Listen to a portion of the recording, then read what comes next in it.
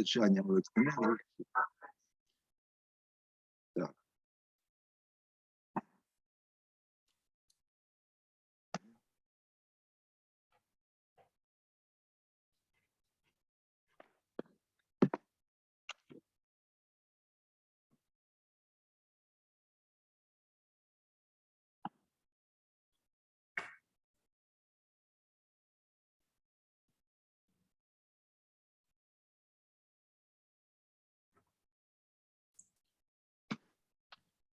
Так, а зараз розпочинаємо роботу нашої конференції, і я переходжу на основну мову конференції англійську. Dear colleagues, we are starting the work of our Monitoring 22 conference. I suggest starting the work with a minute of silence and honoring the memory of all fallen defenders of Ukraine.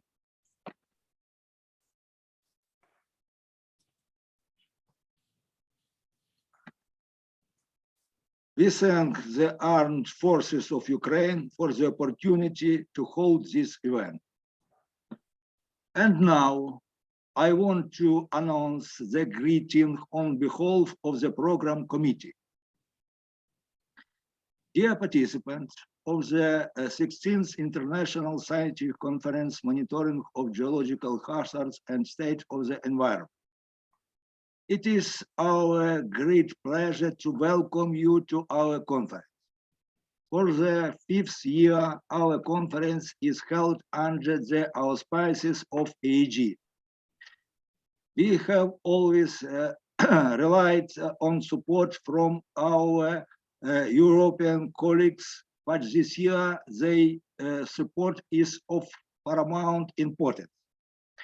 It is the 9th month of the unprovoked aggression of the Russia launched against the people of Ukraine. Some of Ukraine's territories remain occupied.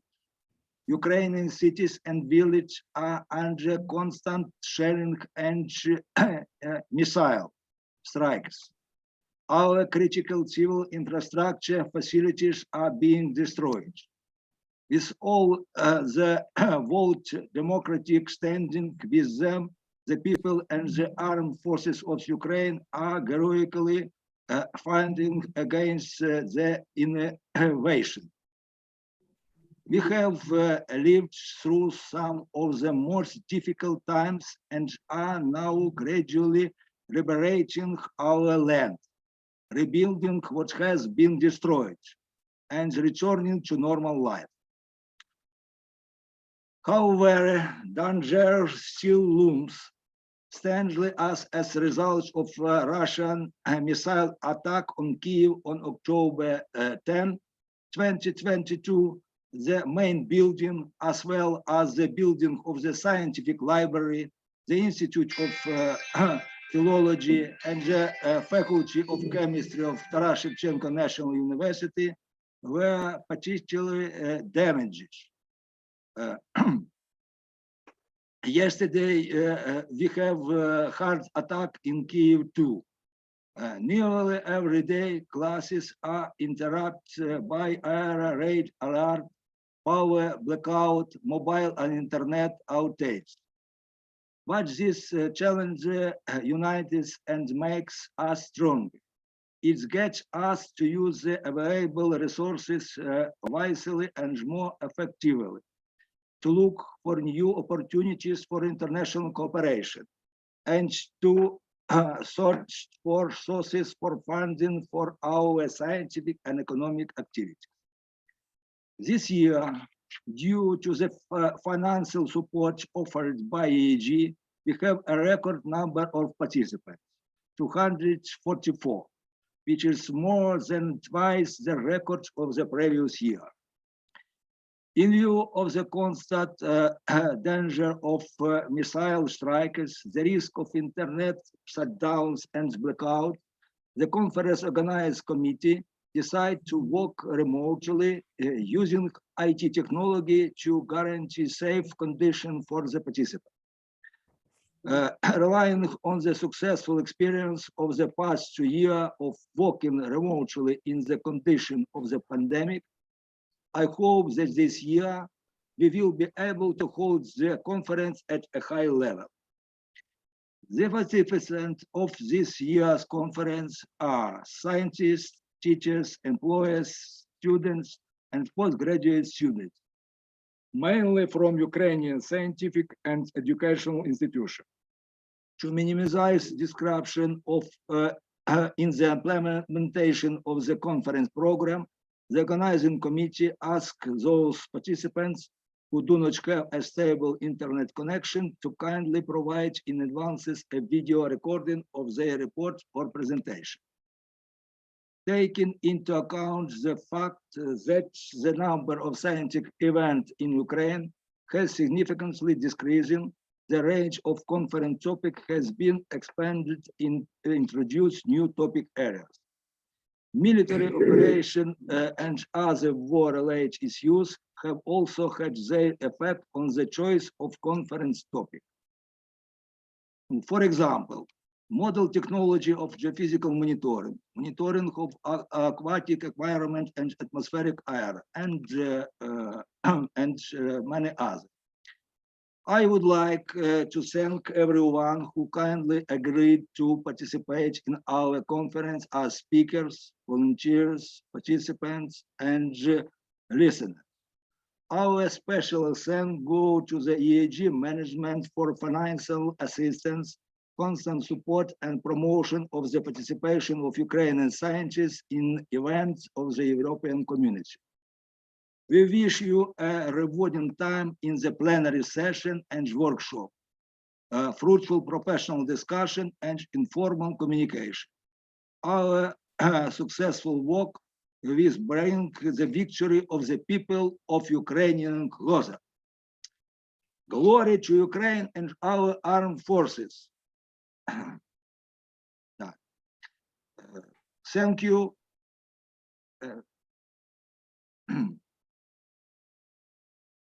Now I would like to invite Peter Weiwei, Director EAG, to greet all the conference participants. Please, Peter. Thank you. Dear colleagues, dear friends, dear visitors of Monitoring 2022. It's an honor to say a few words to all of you on behalf of EAG in these difficult times. I will be straight with you.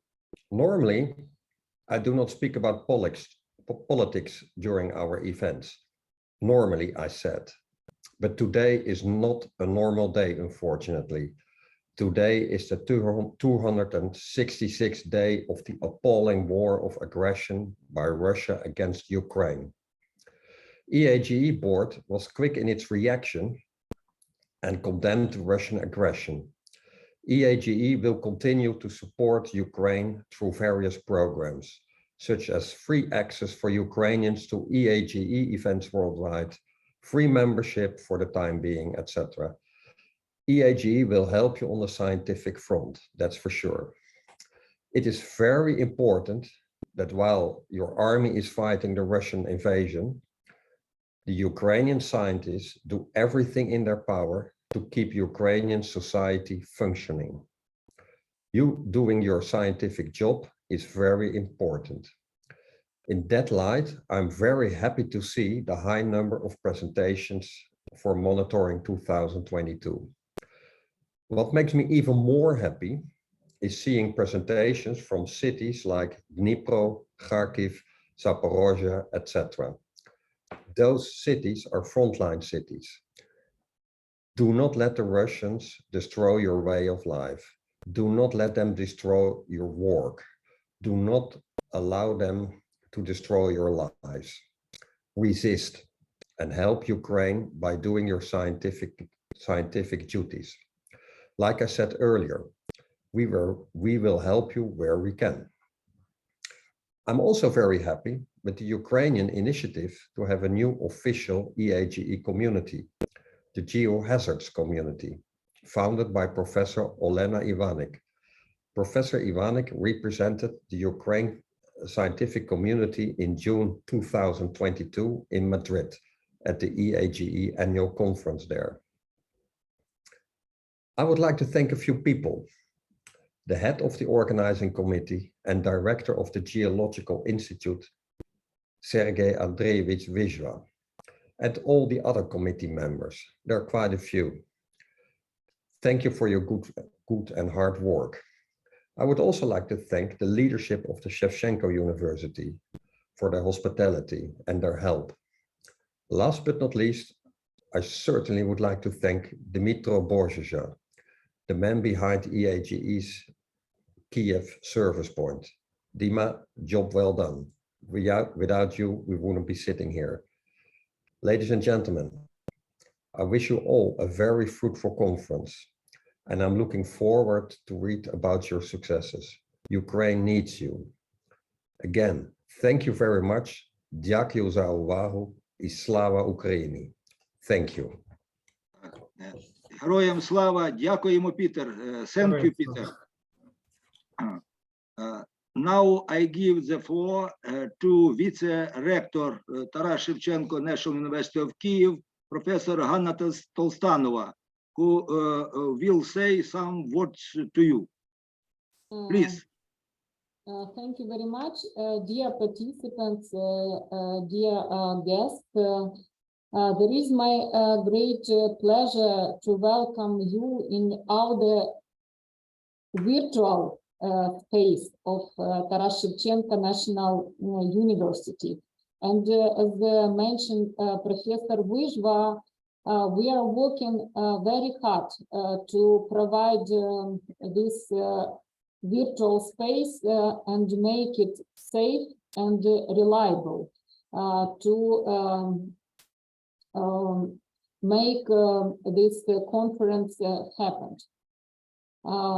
Today, especially nowadays during the war in Ukraine, we feel that science and scientists, they built their bridge, very strong bridge between the Ukraine and the rest of the world. And this conference is a great presentation of this bridge, since we observe already for 5 years the strong support from our European colleagues, the help from the EAGA, and I would like to ask to say big thank you from the administration, from the rector of our university to authority of this organization. Also, as a background of my screen, I have the logo. The logo of the big event which is running right now in our university, the marathon, the United by the Science. And this is the big event which we run for 2 weeks in our university, and the 16th International Scientific Conference Monitoring of Geological Hazards and State of the Environment is part of this big marathon. And by this marathon, we would like to show how the scientists, first of all, in our university, and also scientists of Ukraine, and also the entire community, scientific community of the world, that we are ready to keep going, and we do our best to support the research ecosystem of our country for the future, for future generation of our country.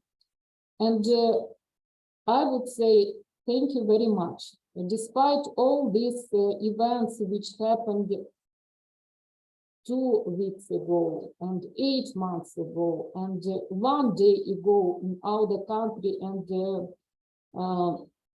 particularly in Kyiv, we are strong, and we continue our research, and we are doing our best.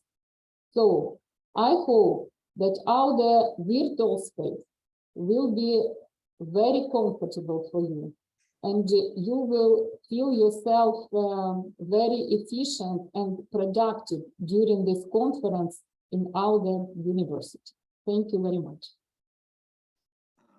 Thank you, Anna. I'd like to introduce Director of Institute of Geology, National Academy of Science of Ukraine, Professor Stella Shihunova. Please, Stella. Thank you for the floor. Dear participants of International Conference on Monitoring on Geological Processes and the Ecological Condition of the Environment, dear colleagues, it gives me a great pleasure to welcome you all on behalf of scientists of the Department of Earth Sciences of the National Academy of Science of Ukraine. Today, in a bloody war with Russian aggression, the development of scientific and technical potential, in particular through such events like our conference, it is very important, I would say even vital task. The aim of this conference is to develop geological, engineering science, earth science, and promote scientific contact and discussion on geological and technogenic processes and hazards. Discuss and elaborate methods for hazardous processes investigation, modeling, for hazards mitigation and prevention. In my opinion, our conference, the uniqueness of our conference is in involvement of researchers from various fields of earth science in this place.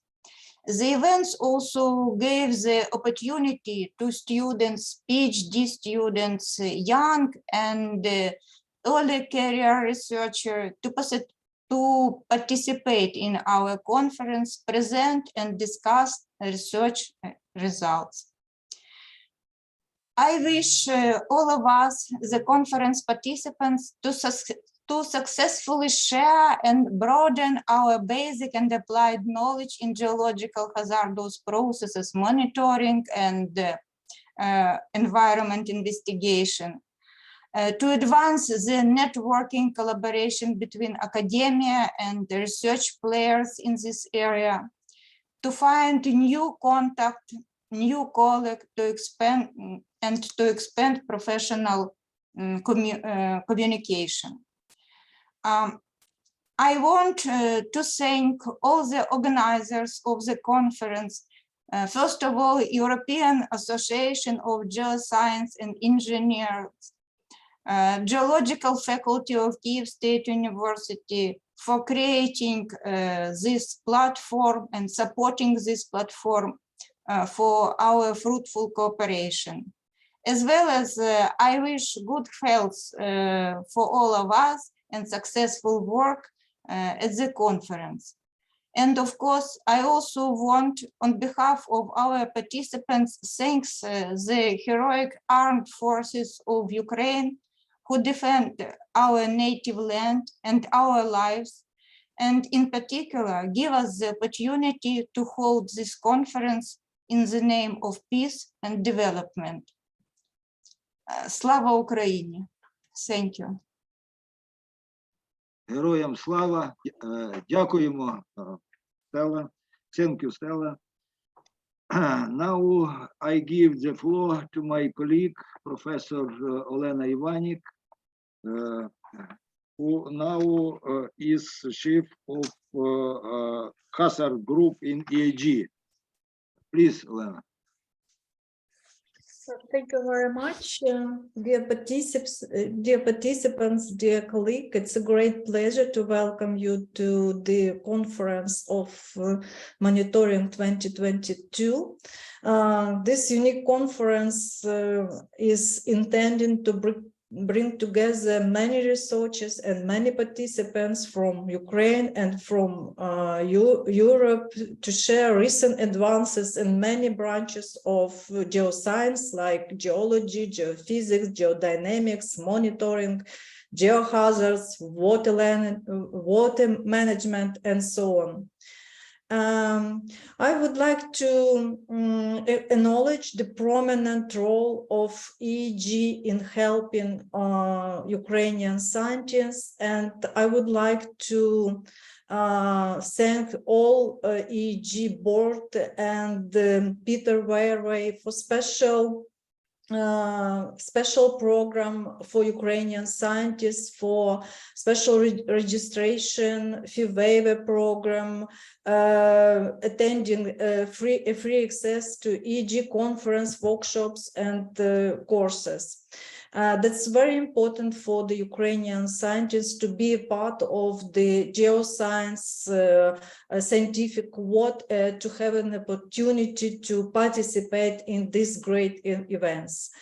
As Peter Weyrway mentioned, the new community on geohazards was established this year, and I would like to thank all EEG participants and the board for this support our idea.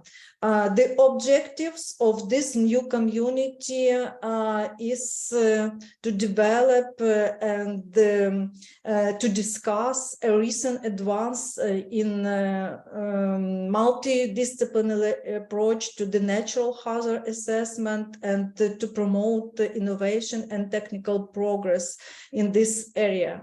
And I would like to ask all of you to join this new technical community on geohazards, and to share new ideas in the study of geohazards and in the assessment of the risk of geohazards.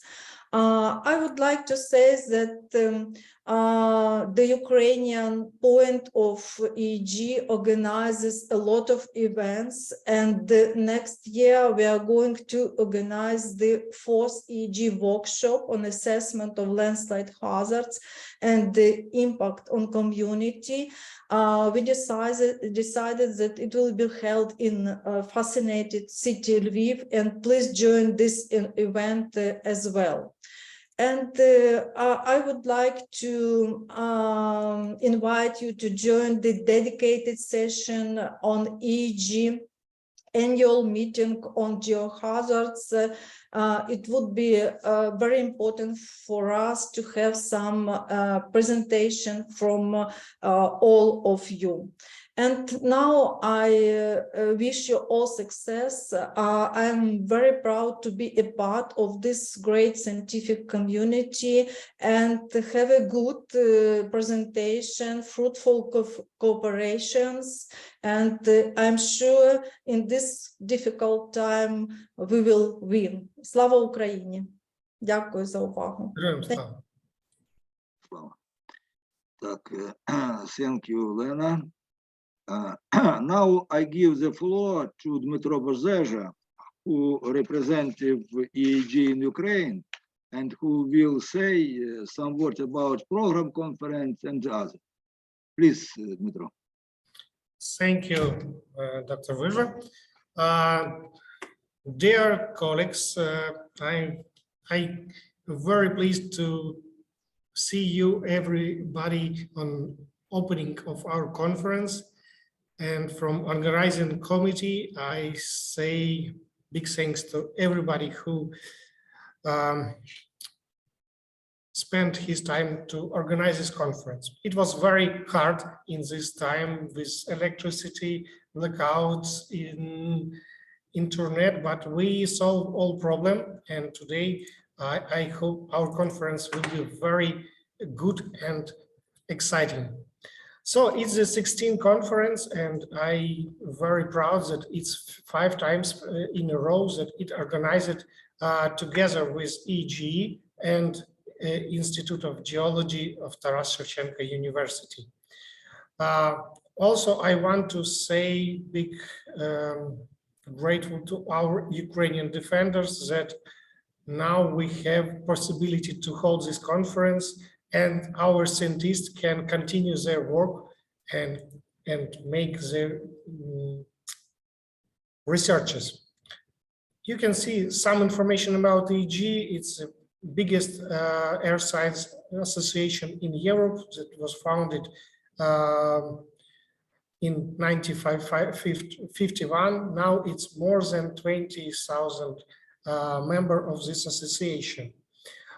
Before this time, association have 2 division, oil and gas and near surface, and now, as say Peter Verwey and Dr. Elena, we have some dedicated community that dedicated to other areas of air science. You can see some professional interest of EG, and I hope that many of these representatives take a part in our conference. What do EG for their member? First of all, its membership and communities organized a lot of events, and I'm proud that in Ukraine we have 4 events for any kind of covering air science activities.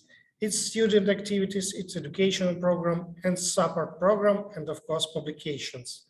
What do EG for Ukrainian? From the first day of Russian aggression against Ukraine, we solved the big task, and now closed Moscow office of EG in Russia. For all Russian participants prohibited to take part in the conferences of EG, especially in Ukraine. For this year, it's free membership for all Ukrainian people to support Ukrainian people. Also, it's free participation in all events of EG around the world. You can ask for support and get possibilities. Special interest communities, what Dr. Elena says, you can see its communities. You can join it on LinkedIn, and according to our conference, it's geohazards community. Please join this community. What do EG in Ukraine? In the previous year, we organized 4 events.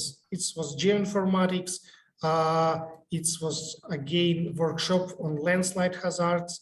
It was conference of young professional geoterras, and especially our conference monitoring 21. In this year, due to these reasons, we have only 2 events. It's geoterras. It was successfully held in the October in the Lviv. We have the hybrid participation in this conference, and it was more than 100 people who take a part in this conference. And today, our conference, it started yesterday. We have some interesting workshop, and today opening and start technical sessions. We have applications for, here you can see some statistics. It was submitted 279 papers for this conference. We accepted for technical program. It was very hard to make a decision. 230, it's more than we can make the possibility to organize during these days. Now we have the registration in the Zoom events portal, more than 350 people. We have the youngest presenter, it's 18 years old student, and the oldest presenter, it's 91 years old. Also, you can see the statistics of doctors, PhD, engineer, and students who is a presenter during our conference. And for the last slide, I want to note that EEG create a special development fund for Ukraine. You can see the QR code and see the link. Everybody can donate to development Ukrainian EEG activities and development and supporting Ukrainian people to attend EEG conference around the world. So now this conference is absolutely free, and if you're grateful for organizing committee, I can ask you to make some small donation to develop our activities. Thank you, everybody, and I wish to all interesting conference that we're working without any interruption, without air alarms, and have a nice day. Thank you. Thank you, Dmitro. The end our greeting, and we do our photo. Yes, please, everybody, turn on your cameras and we can do the group photo. So we now have 56 people in the room who is registered, and more than 70 people as a guest. We cannot see them, but now 120 people in the conference. Please, please, please turn on your cameras. Okay. Thank you. We have it. Thank you. And now we start our plenary section. And I would like to invite Professor Shekhunova to your presentation, the issue of assessing environmental risk and the economic losses of Ukrainian subsoil as a result of Russian military aggression against Ukraine. Please, Stella Borisovna.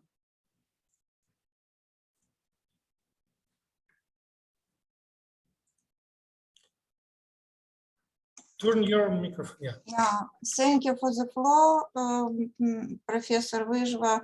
Dear meeting participants, dear colleagues, we really hold our conference in very difficult time. I would say even in the most tragic period of the history of Ukraine, since Ukraine declaration of independence in 1992. And the war has changed our life, our direction of activity, and even the area of our research as well. And the topic of my presentation today is the issue. No, Please share your screen. Yeah.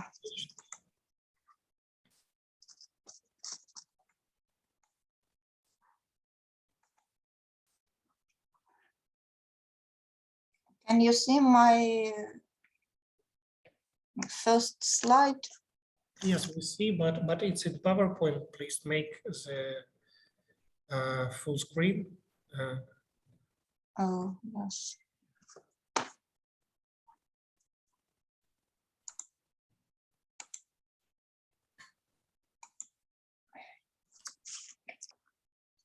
And the topic of my presentation today is the issue of assessing environmental risk and economic losses of Ukraine's subsoils as a result of Russian military aggression against Ukraine.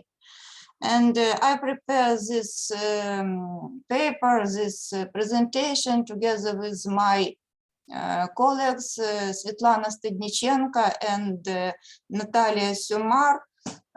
We are working at the Institute of Geological Science, National Academy of Science of Ukraine. Hostilities inflict heavy losses not only to infrastructure, industrial object, but also to the environment. And these losses includes pollution of air, soil, surface and underground water, landscape disturbance, decommissioning of agriculture land, causes damage to flora and fauna. And despite the existence of several important legal instruments for environment protection, environment still remains a silent victim and casualty of armed conflicts all over the world. The burning of oil wells during the Iraq-Kuwait war, the chemical contamination following the bombing of industrial sites in Kosovo, and the oil leak in the Mediterranean Sea during the Israel-Lebanon war are just a few examples of environmental harm being caused during an armed conflict. Ukraine has sustained considerable damage, and that's also in the geological environment as well, from the Russian military aggression since 2014. As a result of hostilities and missile attacks, the entire network of major metallurgical and chemical industry facilities concentrated in the east of Ukraine, in particular the most environmentally dangerous plants such as Azovstal, Avdiivka coke plant, Lysychansk oil refinery plant, Sumy Chimprom and other, was completely destroyed. And it have huge consequences for environment. In total, at least 60 oil depots and other storage facilities for fuel and lubricants were affected in 23 regions of Ukraine. In particular, its facility in village Kalinivka, it is in Fastiv district of Ukraine. The unprecedented environmental damage from the fire at the oil depot in Kryachki village amounts to 810 billion hryvnias. As a result, soil, surface, and underground water, vegetation are polluted. The destroyed military equipment, now it's up to 15,000 pieces, and ammunition, as well as exploded air bombs and missiles, pollute the soil and groundwater with chemicals and heavy metals in particular. As a result of damage to hydraulic engineering facilities, there was a large-scale flooding of territories, and now we have a threat of flooding from damage of Kakhovka Reservoir Dam as well. Bombing damages pipeline, pumping station, and sewage treatment plants. Untreated sewage from Severodonetsk, Lysychansk, Rubizhne, Popasna, and parts of Zaporizhia contaminates surface water and destructive people deprives the people of drinking water supply. In this slide, shown documented incidents of damage or disruption of water supply. It is this red square. And here also shown the industrial risk associated with water body. Since the beginning of the large-scale Russian aggression,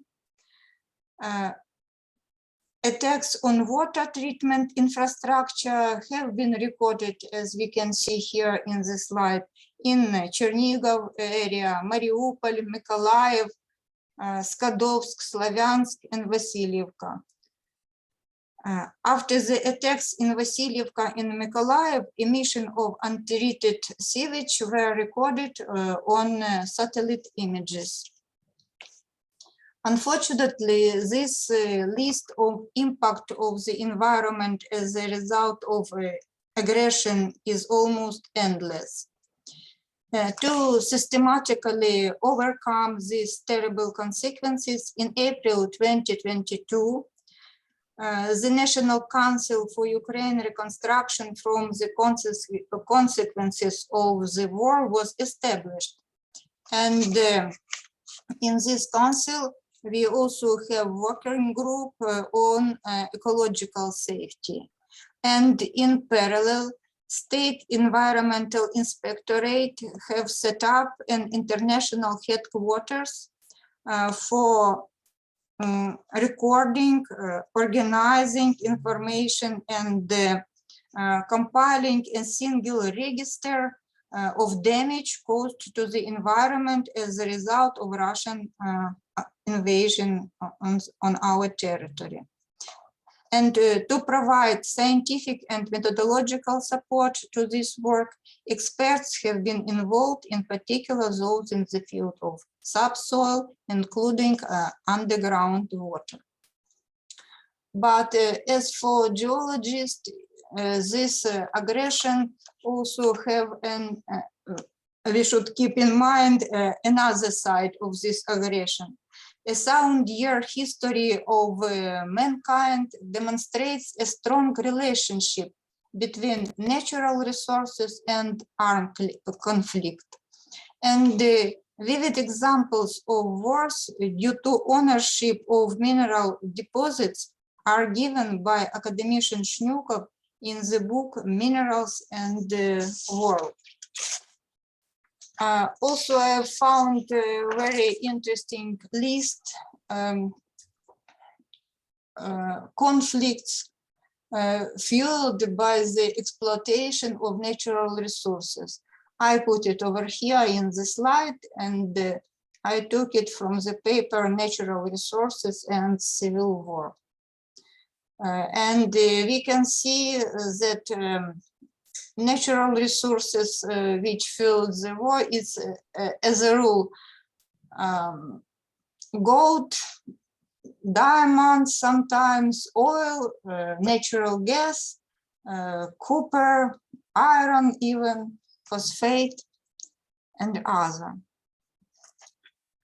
But with mankind moving to human civilization after armed conflict, litigation are opened in international courts for obtaining compensation for these losses, including the damage caused to the environment.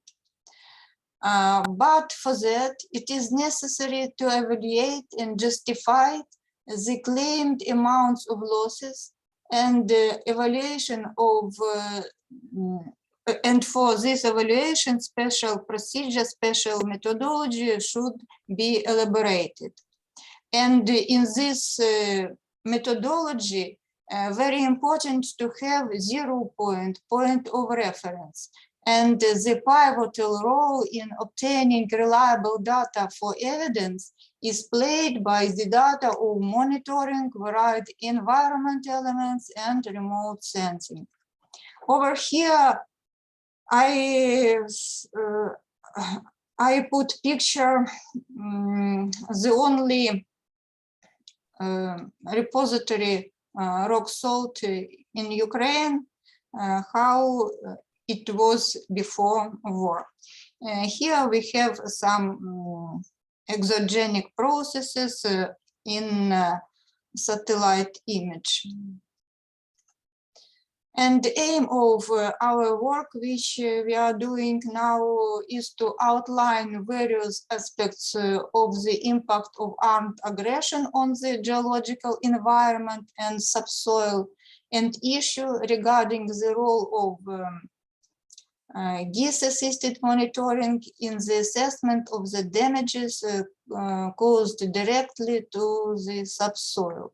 Which damages? I mean, damage or destruction of mining facilities, deposits, and the disturbance of the geological environment as well, and the damage and destruction of geological objects, which are the elements of ecosystem services, such as, for example, unique stratotype section, geological landmark, landscape park, and other.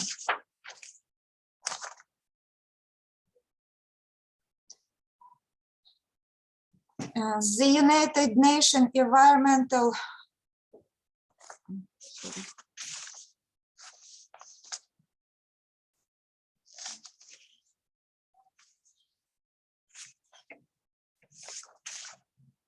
The analysis of the material of existing court cases on compensation for the environmental damage caused by armed conflict has revealed no precedent for assessing damage to the subsoil, except two cases.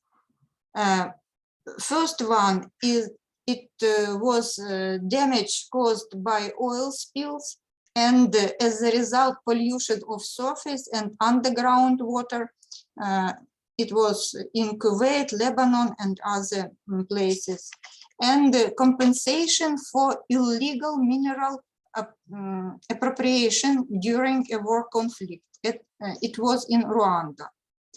The United Nations Compensation Commission was established by the United Nations Security Council as a special body to award financial compensation for damage caused by Iraq's invasion of Kuwait, and is a unique model of liability and environmental redress in the international context. And Ukraine now goes in a similar way. We all know that on November 15, the United Nations General Assembly at the 11th extraordinary special session voted for the resolution providing remedies and reparation in connection with aggression against Ukraine. The purpose of this resolution is to create mechanism to compensate Ukraine for damages caused by full-scale Russian aggression. Establishing a legal regime to address the environmental consequences of war and elaborating scientific techniques to characterize the specific nature of the damages create a need for economic methods to value these damages and to suggest appropriate compensation mechanism.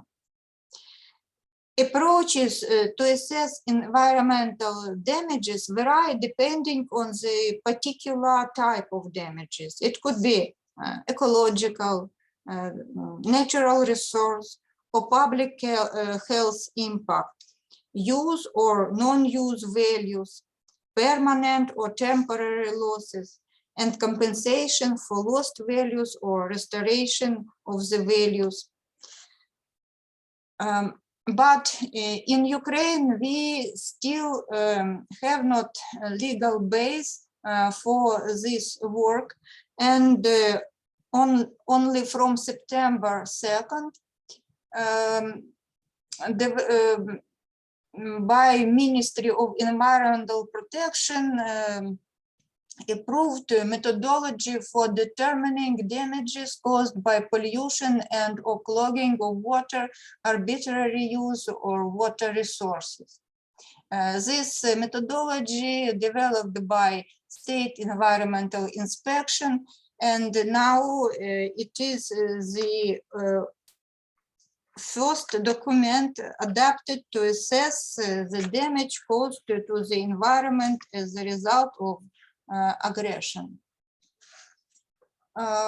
this methodology, this approach based on the formula with a lot of coefficient, different coefficient, but I think that this formula and this approach can work for the first time, but then it should be improved, and in our methodology for assessment of losses should be more international acceptable approaches to be sure that we can get proper data to go to court and to have international support. For this, the UNEP paper in the United Nations documents, it is a good example. For example, United Nations Environmental Program has conducted over 20 post-conflict assessments since 1999, using state-of-the-art science to determine the environmental impact of war. It was done for Kosovo, Afghanistan, Sudan, and other country. And UNEP has found that an armed conflict causes significant harm to the environment and the communities that depend on natural resources. And it was found that direct and indirect environmental damage coupled with the collapse of institutions lead to environmental risks that can threaten people's health, livelihoods, and security, and ultimately undermine post-conflict peace building. And I think we all understand that this finding is very important for Ukraine, because all we know that the mineral and raw material complex of Ukraine provides a significant share of its gross national products, and up to 48% of the country's industrial potential and up to 20% of our labor resources associated with the extraction and the use of minerals, and up to 40% of total investment are concentrated in the mining industry. So the entire economy is very sensitive to losses and destruction of the mineral and raw material resources.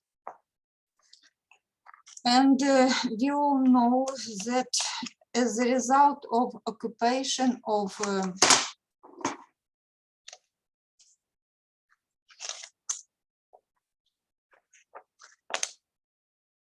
a part of territory of Ukraine lost a number of objects in southern oil and gas region. According to our assessment, up to 100% of dolomite for metallurgy, 100% carbonate raw material for the production of sodium carbonate, a raw material base and complex for production of bromine, magnesium oxide, the production of Gaffney, 90% of stone, more than 80% of flux raw material deposits, and refractory clay deposits. All this were lost after occupation in 2014. The Artyomovsk rock salt deposit, the only one that is being developed now, is in front line zone, and this territory out of economic activity. We work on assessing the losses of our mineral resources, and it has been established that up to 21% of our mineral resources have been damaged or occupied. You can see here the map, and here we can work with this map in a large scale to assess this impact of war for mineral resources of our country. Here our famous manganese deposits near Nikopol. We can see here the armed clashes and shelling after missile attack. It's this point.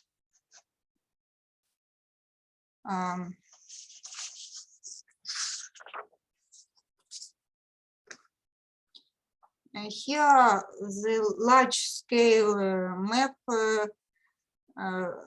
showing deposits in area spreading evaporite formation. In Donetsk area it is Bakhmut, Solidar, Slavyansk. You can see here the war activity, and we shown in this map exogenous geological processes mapped as a result of our work.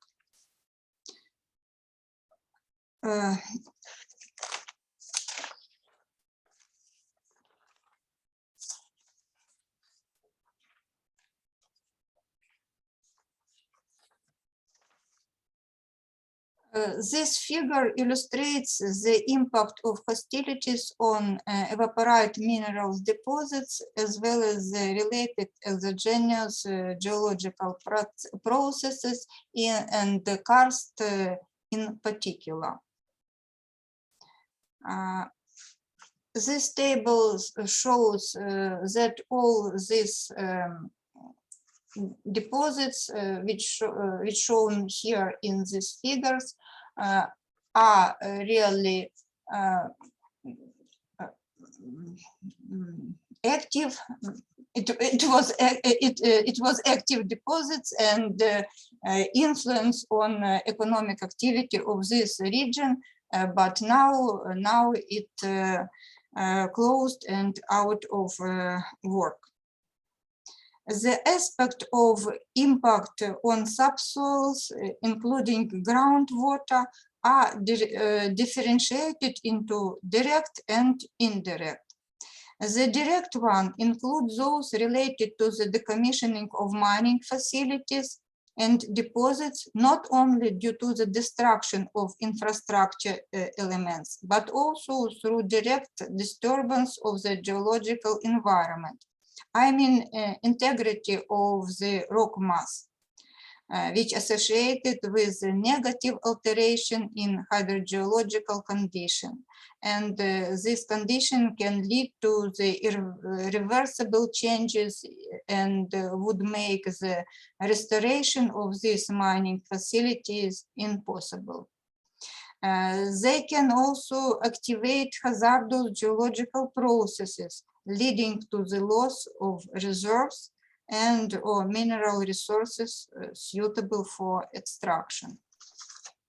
Indirect damage includes the loss of benefits, appropriation of minerals, impossibility of mining in the hostility zone and occupied territories, the loss of ecosystem services resources, for example, the impossibility of access to recreation resources, like in Slavyansk, for example, now, and geological landmark and landscape park, the loss of scientific geological heritage, damage to strata type section, geological landmark, mine territories, and after war, because of mines, these territories will be inaccessible for a long time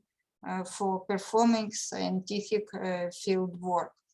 Stella Borisovna, you Так. have 1 minute to end your presentation. Thank you. So in occupied territories and in the zone of hostilities, there are more than 35 stratotypes and other important sites for Ukrainian geologists and for investigators. To see this this slide illustrates hydrogeological monitoring network, which destroyed, and that means that we lost our 0 point for assessment of environment in these territories. So, conclusion, we should work on recovering our monitoring system, and we should work to find elaborate proper methodology for assessment of losses in geological environment as well as a result of this work. Thank you. Thank you, Stella Borisovna. Very interesting presentation. We have not any time to question. Maybe 1 or 2. Please, colleagues.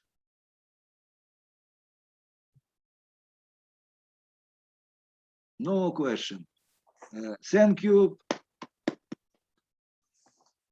Дякую.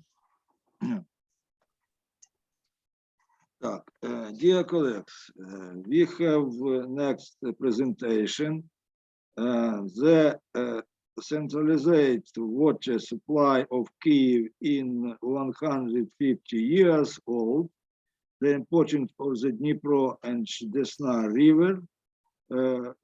Людмила Плечко, Taras Shevchenko National University, please, Людмила. 25 minutes to presentation and 5 minutes to a question. Okay.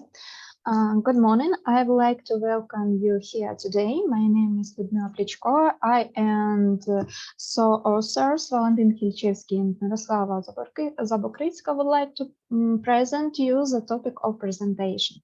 The centralized water supply of Kyiv is 150 years old.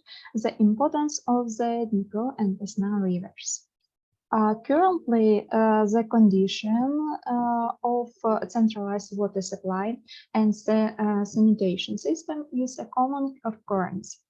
However, of Kyiv in the second half of the 19th century, the construction and the start on 1st of March 1872 of a centralized water supply system with water intake from the Dnipro River was as extraordinary events that brought the urban economy to a new technology level.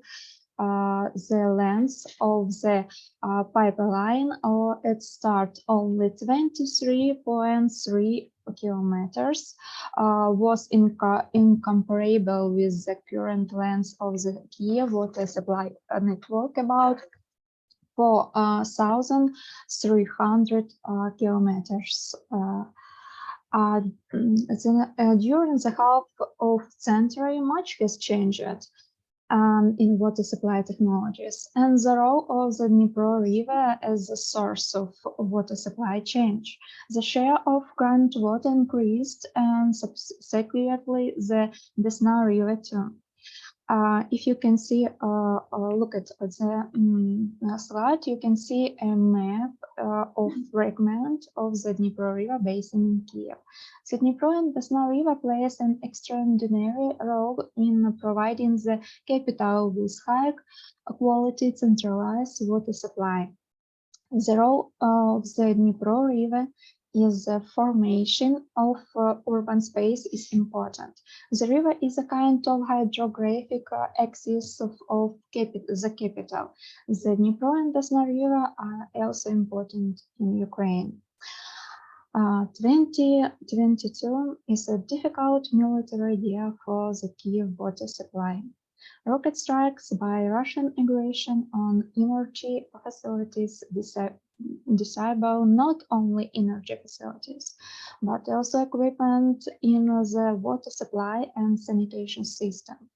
Our research focused on assess the role of the Dnipro and Desna River as a larger source of the water supply in Kyiv. Materials that were used during the study present on the slide. Let's now look at the next slide, which shows the following periods distinguish the history of water supply development in Kyiv. The first period was characterized by the fact the source of drinking water of ancient Kyiv were rivers, streams, springs, and wells. The second period was characterized by the fact that individual buildings on Podil were supplied with water from spring from the Kyiv mountains, which was supplied by wooden pipes laid underground. The third period was characterized by the fact appearance of a local water supply system, individual department use mechanic means. And in 1843, the first artesian well, so 103 meters deep, was drilled in the military hospital of the Kyiv fortress.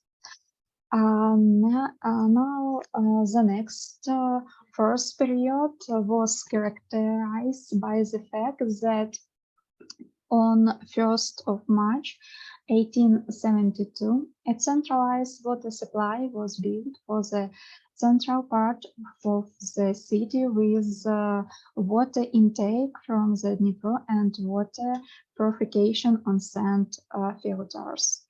And in 1894, a centralized sewage system was built to divert wastewater to filtration field above Kyiv.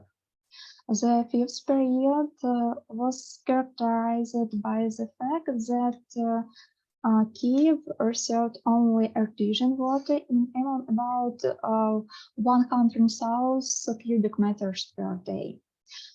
Due to an outbreak of cholera in 1807, the water intake from the Dnipro River was closed. And in 1809, the Lubitska sewage collector was built.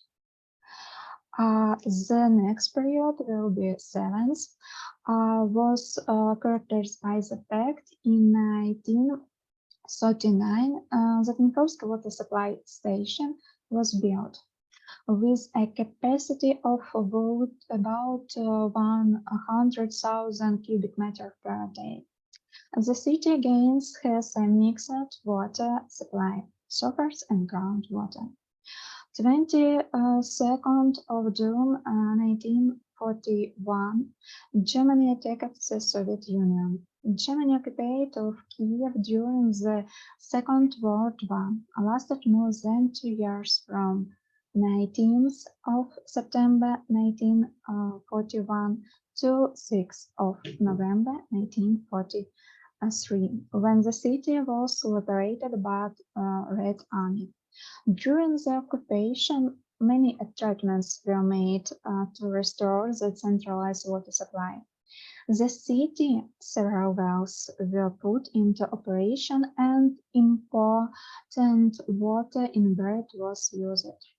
Water supply made it possible to maintain properly sanitary conditions and the epidemiological stability in the city. And in the first day after the liberation of Kyiv, the question arose providing the town people with water.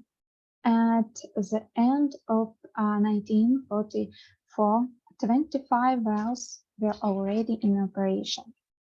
In 1945, the restoring the Dniprovska water supply station was completed. The seventh period was characterized by the fact in 1961, the first stage of Desnyanska water supply station was built. The city received 3 sources of water supply: the Dnipro and Desna River and artesian water. In 1964, the first block of the Bortnitska aeration station was built. Thus, in the middle 1960s, the general scheme of water supply and sanitation in Kyiv was formed and balanced. In 1986, after the accident of the Chernobyl nuclear power plant, the Dniprovska water supply station prepared drinking water are not from the Dnipro River, but from the Desna River. Water from the Desna to Dniprovska water sample station was supplied with the help of the floating pump station Rosa 300. The 8th period was characterized as a fact in 1997. The first seven pump room complex were built for groundwater. In 2022, there was 203. Are not all of them active now? As thus, decentralized water supply has been established at the next central site. I'd like you focus our attention on significance of the map of the organization of water supply and drainage in Kyiv.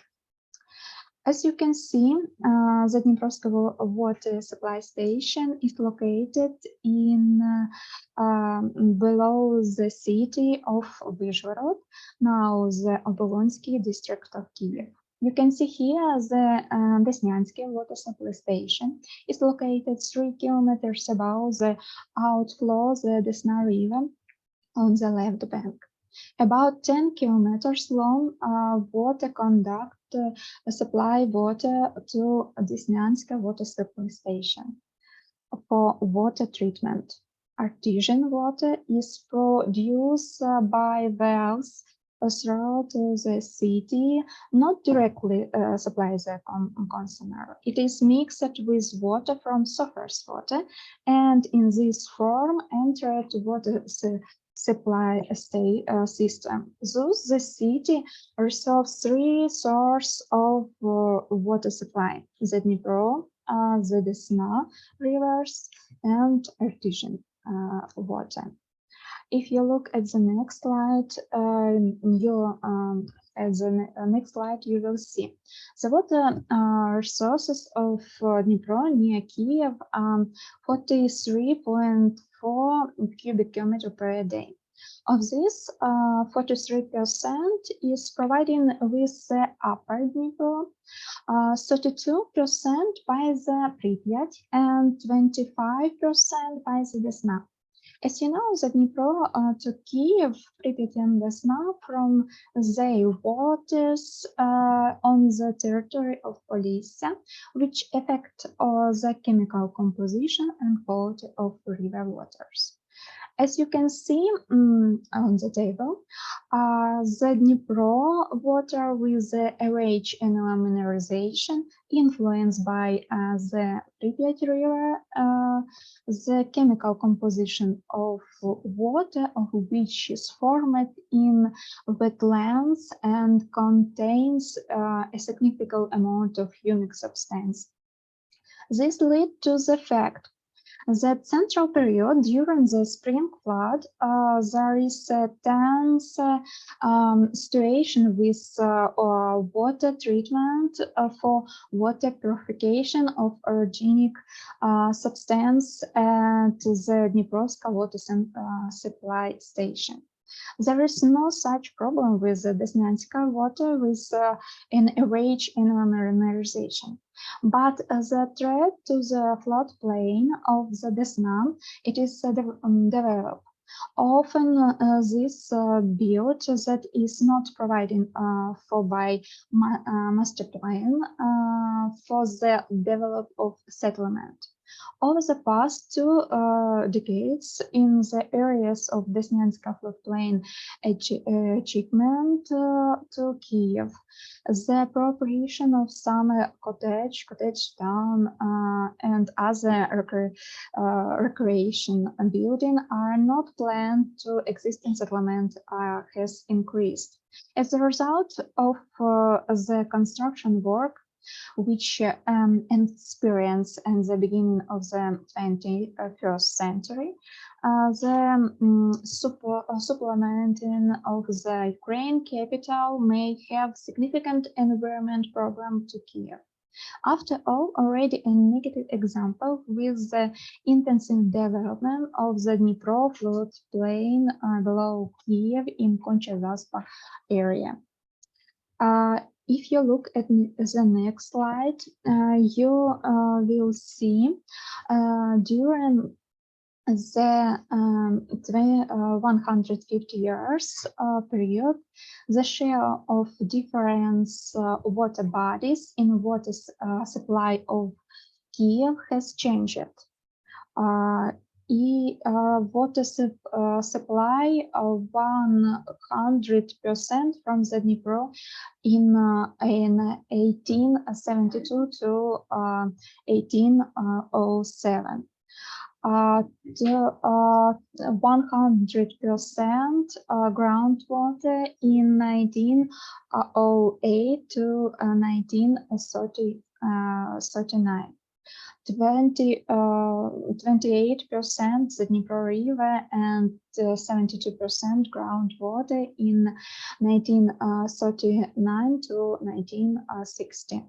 The Dnipro River, 20% the Desna River and 36% groundwater in 1961. The Dnipro River 66%. The Desna River and 9% groundwater in 2021. If you look at the next slide, you will see a map of modern zoning of drinking water supply in the territory of Kyiv. There are 3 drinking water coverage areas. Desnyanska water supply station, Dniprovska water supply station, mixed water supply with groundwater with the surface water. If you look at the slide, you will see the Desnyanska water supply station on the map is indicated in pink. The entire left bank and significant part of the right bank. The Dniprovska water supply station drinks water to the districts marked in gray on the map. Mixed water supply is present on both banks, yes, left and right, on the map and highlighted in yellow. The Desnyanska water supply station has largest coverage area, which today provided Kyiv with 66% of drinking water. As the Enit left bank of the city, a significant part of the right bank from the city center to the outskirts of Голосіївський district. In particular, the campus of Taras Shevchenko National University of Kyiv, too. The Dnipro water supply station, which provides 25% of drinking water to the city, covers the district of Obolon, Podil, Vinogradar, and parts of the street along the district's road. Mixed water supply, groundwater with surface water become to 9% present on the left and right banks. Today, as you can see here, since 1991, pump 203 pumps room complex has been built in Kyiv for decentralized underground water to the town people of city. Pump room complex are a central alternative to centralized water supply in difficult time of today, which is the capital and all of Ukraine's experience due to Russian aggression. If you look at this slide, you see comparison of Kyiv water supply indicators of 1961-2020 shows the growth trends by the 1991 and then a decrease in the water supply to the city, which is looked at the table 3. The next slide shows the modern structure of water used in Kyiv as follows: industrial 66.20%, household and drinking 33.47%, agricultural and irrigation 0.13%. If you look at this slide, you will see important factors is reduced water consumption was the gradual increase in tariff for water supply and sanitation service throughout Ukraine. Table 4 is shown. Over 25 years, the price of cold water in Kyiv has increased 100-fold. If you look at this slide, you will see the centralized water supply of the city at the present time implies the centralized drainage of treatment wastewater into the water body. The recipient of treated wastewater in Kyiv is the Dnipro. In 1965, on the left bank of the Dnipro, the first block of the Botnitska biological waste mill treatment station in Kyiv was built, which last became known as the Botnitska aeration station. Drainage indicator 2018 to 2020, 2-fold less than in 1991.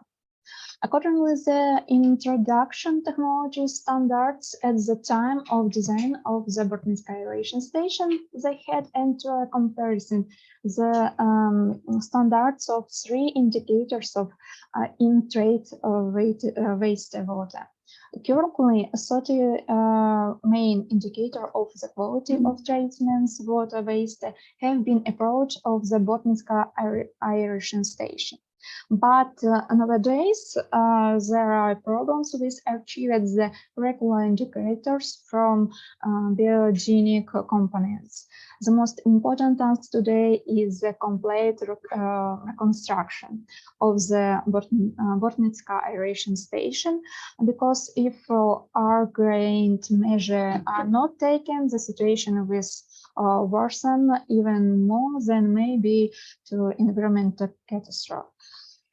And nowadays, I like to say and draw your attention due to the damage influenced by Russia aggressions, missile ballistic strikes, and drones on Kyiv energy facility. The capital water supply and sanitation system is suffering. So on 31 of October 2022, water supply was interrupted in 18% of housing in Kyiv.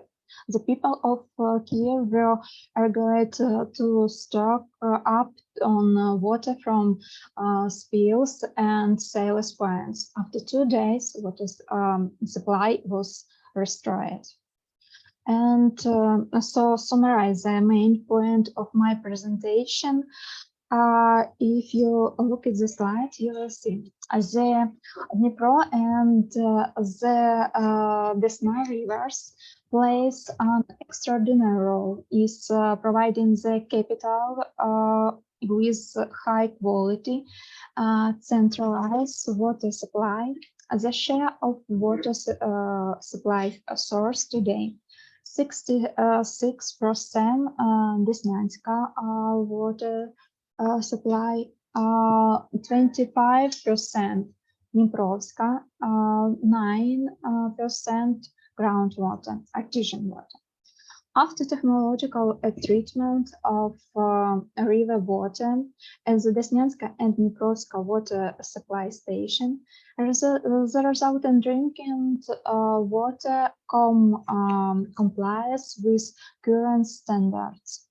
Located on the left bank of the Botnitska aeration station, received 100% of the sewage of Kyiv, as well as surrounding areas of Kyiv region, buffering wastewater of Botnitska aeration station is discharged through the main canal to the city of Dnipro. The highest specific indicators of the use of drinking water in Kyiv per capita was in 1991 588 liter per day per person. In 2018, it decreased by 2.6 folds compared to 1991. 2019, 2.6 folds. 2020, it will be 2.7 folds. In 2018 to 2020, indicators of drinking water supply to the city of Kyiv were 2.4 folds less than in 1991. 1991, it's a year of max water supply. The reduction in water consumption occurred mainly in the group of customers population in connection with the change in the processing for settlement with the people of Kyiv. So a source for cold water supply and drainage drainage will and important fact in reduced water consumption was increase in tariff of water supply and sanitation service. The 2022 it's a difficult military year of the Kyiv water supply. Rocket strikes by Russia aggression on not only energy facility disable not only energy facility but also equipment in water supply and sanitation system. but the relevance service are making everything efforts to normalize the operation and water supply and sanitation system in Kyiv. That's that brings me to the end of the presentation. Thank you. So you will be such attentive audience. I'm very happy to present our work, our research. Thank you. Thank you, Ludmila. Dear colleagues, we have 2 minutes to discussion or question. Please.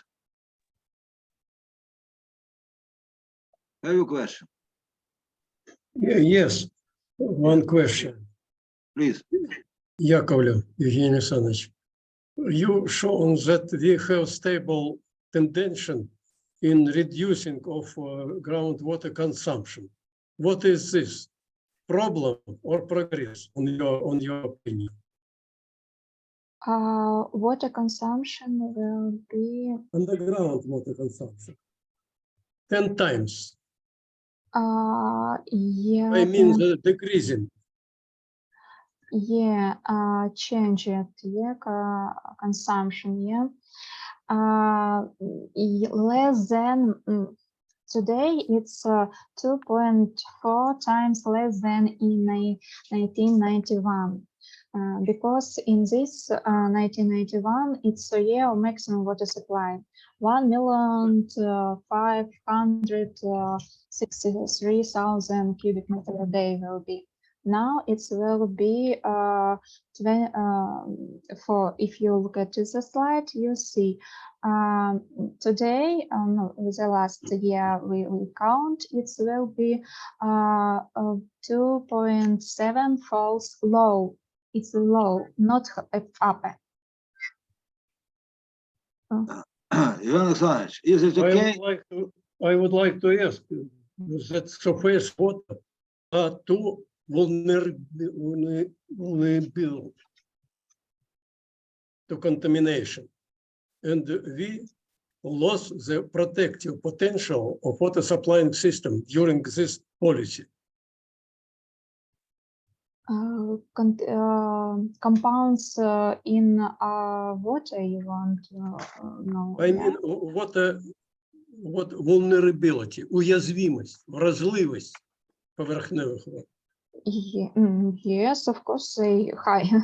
I think you we say how use it people water in nowadays consumption. Yeah, we have so many today. Yes, current water will be and we have environment problems because different biogenic contamination will go in flow and they change the quality of water. That's nowadays a very big problem. Dear colleague, stop discussion. We must start new presentation. Thank you. Thank you for your listening. Our next presentation, methodological basis for monitoring the ecological stage of the geological environment in the mine flooding zone of Donbass under the influence of armed conflict. Evgeny Yakovlev, please. Together with colleagues.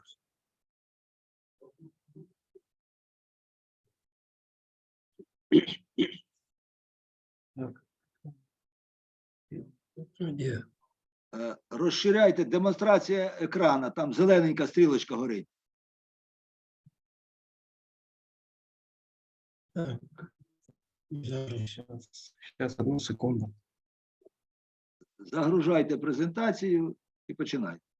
Да, сейчас, одну секунду. –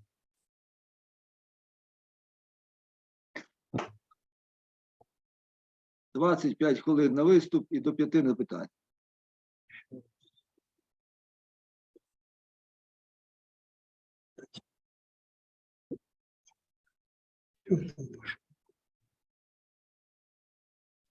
Поки що бачимо тільки ваш робочий стіл.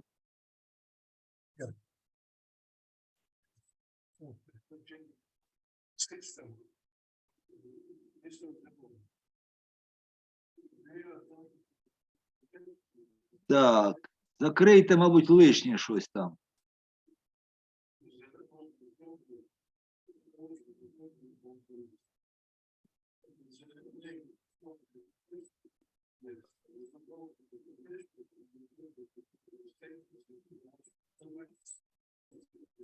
Так, ми вас не чуємо.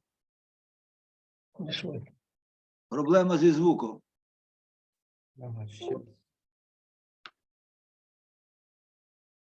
Говорите.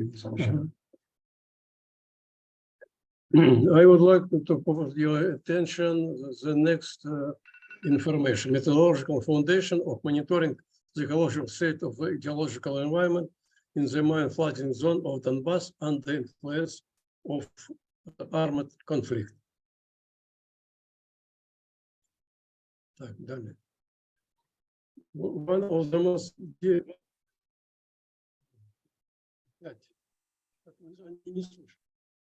Ми не бачимо ваших слайдів перехрестя. Попробуйте вийти і запустити ще раз екран.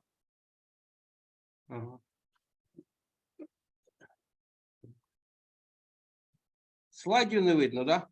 Ні, перший слайд видно, далі нічого не видно, і то пів тільки екрана займає ваш слайд, а решту службова інформація там. А зараз видно? Те ж саме, що було, то й видно. Я Ну, ви не зрозумів. з'явилися. Зараз ми вийдемо і по новій загрузимо. Давайте, спробуйте.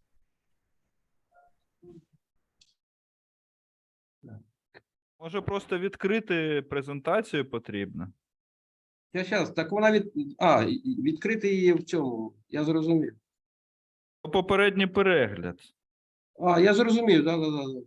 Зараз зрозумів. Так, є. А зараз видно її, ні? Ні, ну ви бачите, мені. Поміняйте екран, Alt-Tab, нажміть і поміняйте екран, який ви показуєте. Alt-Tab зробіть.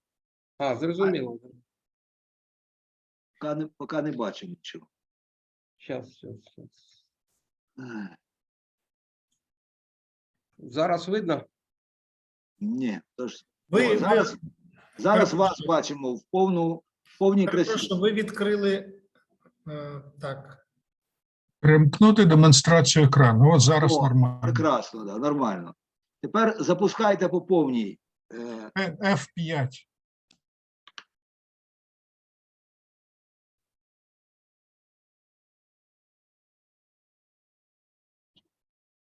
Так, не вийшло. Зараз попробуємо ще раз. От Ага. дивіться, курсорчиком спочатку в крайньому лівому кутку, в крайньому верхньому кутку зверху спочатку. Отам нажміть спочатку. О, і тепер пішло. А тепер перелистуйте слайди. Все. Все, дякую. I would like to propose your attention the next report about ecological situation within Donbass during armed conflict. The name of the report is the next: Methodological Foundation of Monitoring the Ecological State of the Geological Environment in the mine flooding zone of Donbass under influence of the armed conflict. Опять так. It is well known that one of the most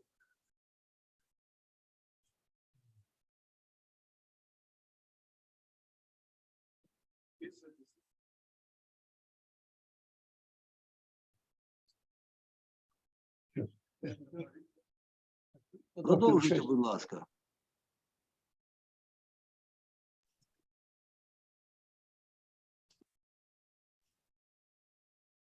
Ми не чуємо.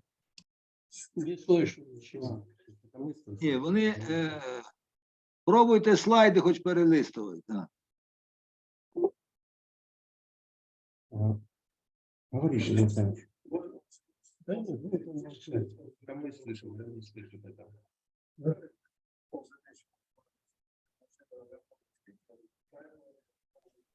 Давайте, следующий. Давайте своїми словами, хоч українською мовою вже.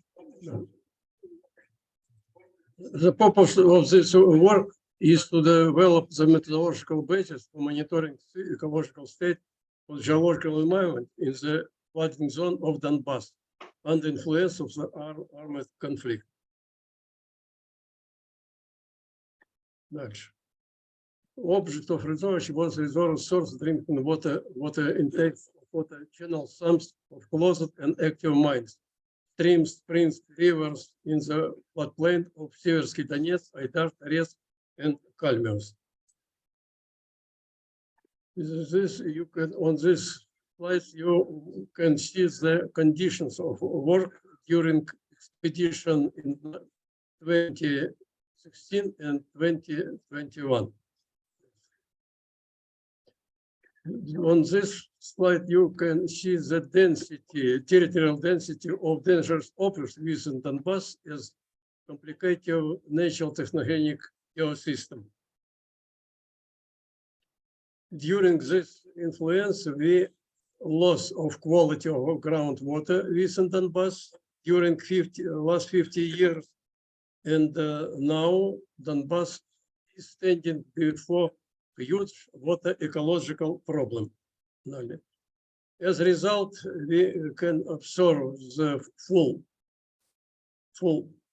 flooding of territory of Donbass, including such dangerous objects as Geological geochemical plants and mine bomb.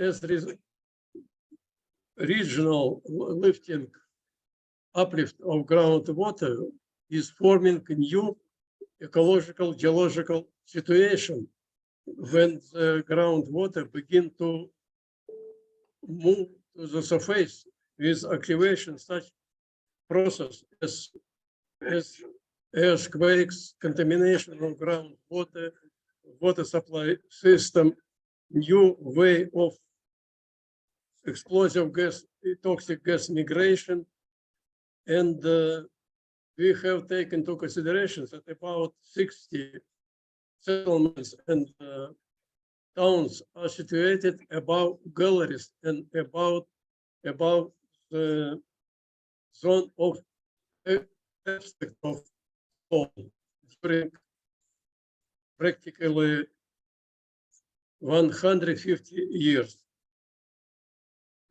On this slide, you can see the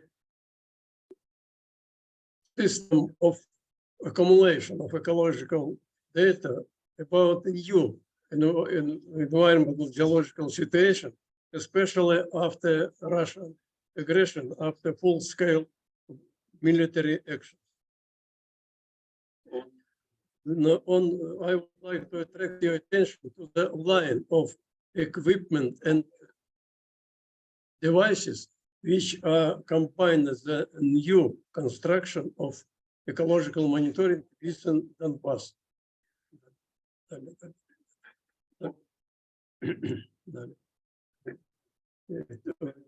would like to underline that this system monitoring is based on 3 levels: subsurface, surface, and underground level.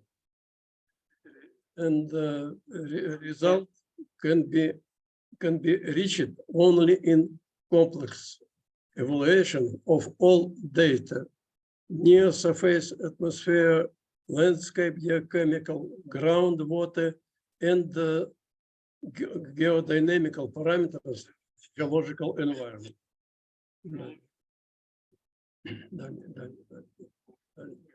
Идем.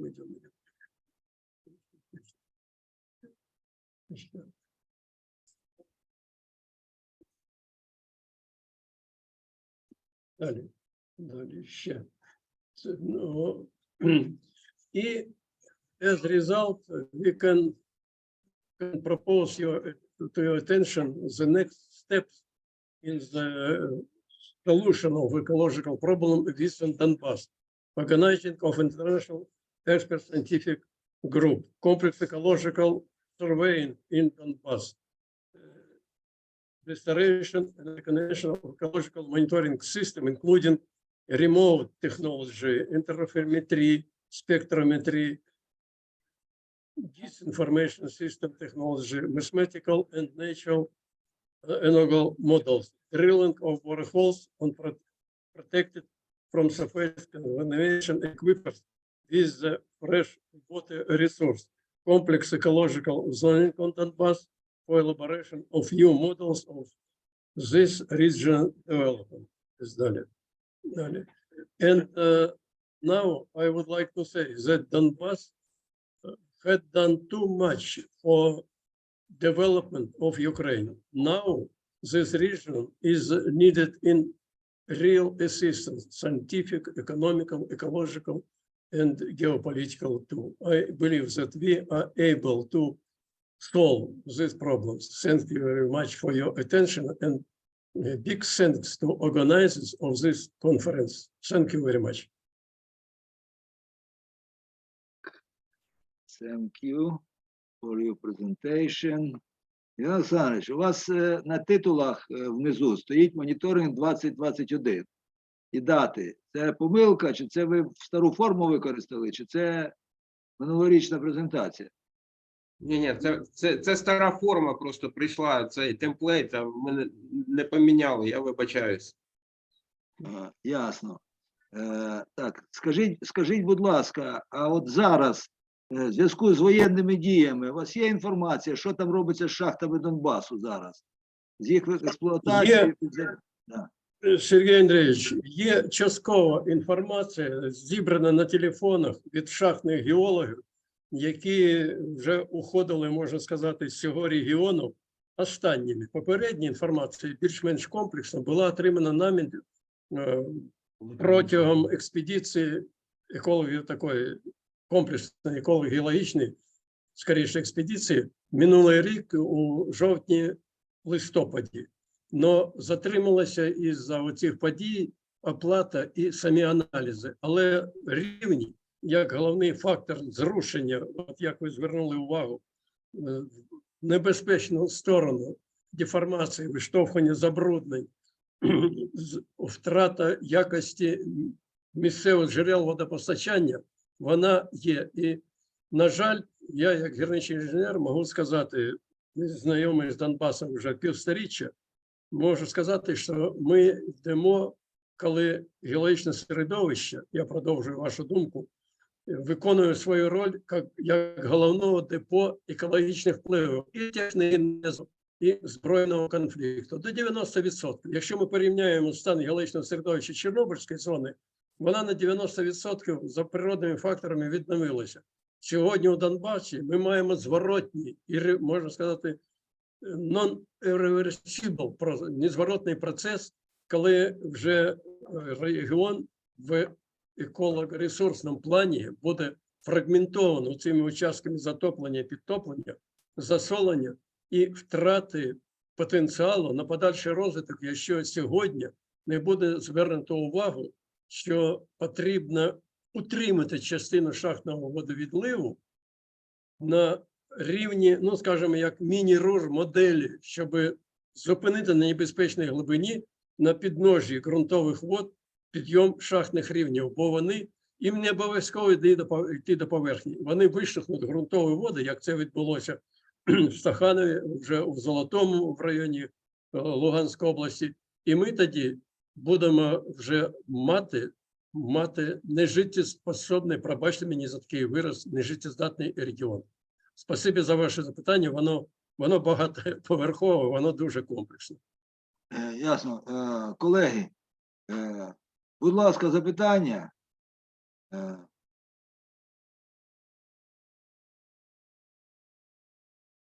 Have you question for Professor Яковлев? Так, тоді дякуємо за виступ. Thank you for your presentation. Our next presentation will be start 12:30. We have small break. Так, next our presentation, modeling of potential of new climate Natural Energy Project in Солотвіно. Спікера ми бачимо. Іван Віршило. Ну, I will show готуйтесь. the title slide Да, готуйтесь. while waiting.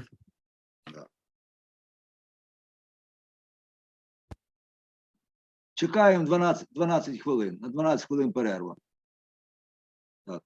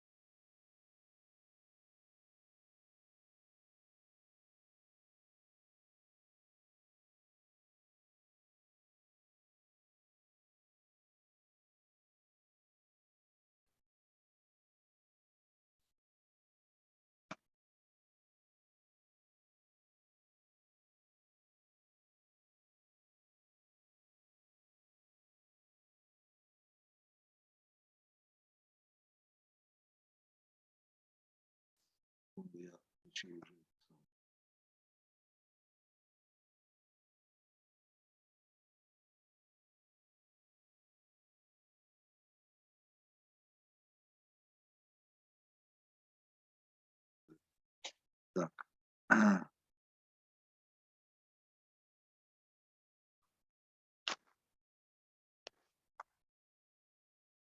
Так, dear colleagues, I invite,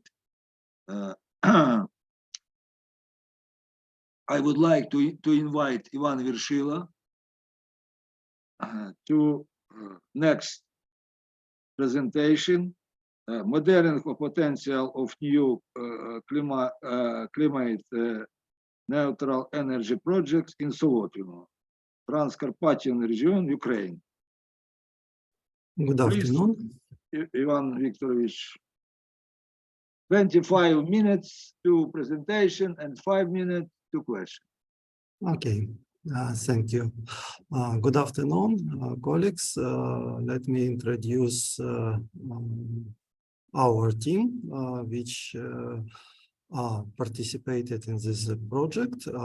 It's Mikhail Abratov from Укргазвидобування, Ivan Gordienko from Institute of Geophysics, and Maria Kurila from Taras Shevchenko National University of Kyiv, and Alexander Gnezdovsky, also from Укргазвидобування, and me, Ivan Vershila, and we would like to have a presentation to you for quite a new project, which are so necessary and so new for the Ukraine, and but it's a world trend right now due to the climate neutrality politics, which are discussed in the world. And as you know, right now, just a few days ago was a climate meeting in Sharm el-Sheikh, and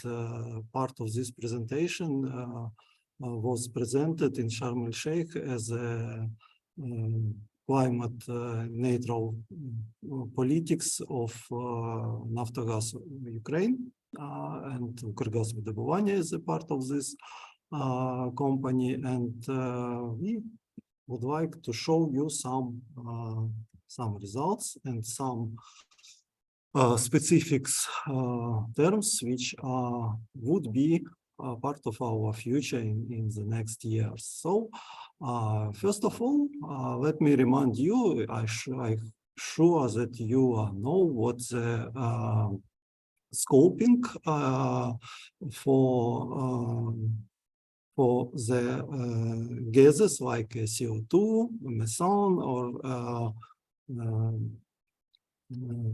other gases which are very important for the climate change. As you remember, we have 3 scopes to estimate what the emission is could be directly reported, or some emission could be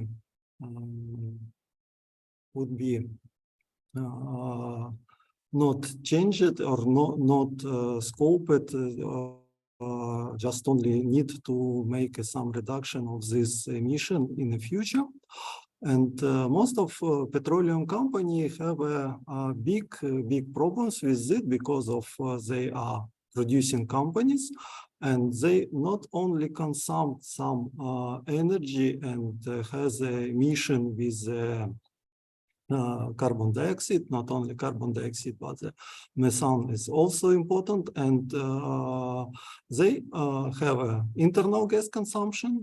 They also have secondary energy resources and alternative energy sources, which are estimated by Scope 2, and also the biggest problem is the Scope 3, because of this is an indirect emission, which are not owned by the company, but which are part of the production of this company. For example, for oil and gas companies, when they give the gas, natural gas to the consumers, they cannot control it, but they are just responsible for this emission. And this is a big problem for most of the petroleum companies, and petroleum companies has some choices what to do with this. One of the ways is to improve their climate neutral politics by the development of alternative energy sources. So for Ukrgazvidobuvanie, we have several projects which are started.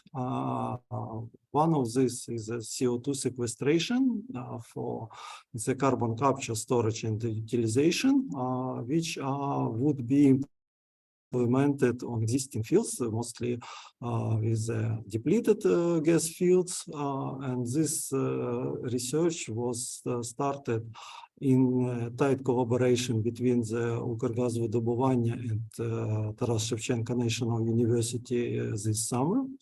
And also next project is the geothermal energy. And we are talking about this project in this presentation. And in plus, we have some project related to the hydrogen energy, both the generation and blending. And also, there are some projects which are connected to the transformation of carbon dioxide into the different products. Is a synthetic methanol production, and also we are in a scoping study of the synthetic methane conversion project, which would be conducted to some research and development, and also would be made by the Укргазвидобування and the chemical faculty of Taras Shevchenko National University. And all of these projects were started in this year or previous year, and this is at maximum is about 20% complete, and we expect to complete all of this project up to 2013. And what about the geothermal? Geothermal would be very important part of the European politics in the following years, because European Union now has some scenarios to have a reduced natural gas supply from the Russia.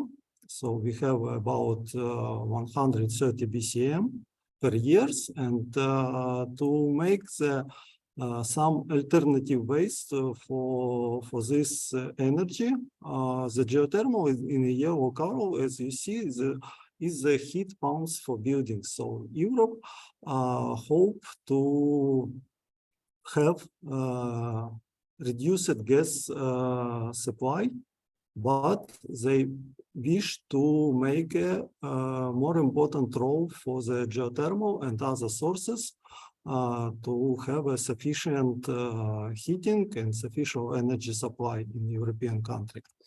And also, this is another graphs which are published by Data this year, and we see that the geothermal would be important part for the heating of buildings, but unless it would be used for the industry, because of now is about just only 15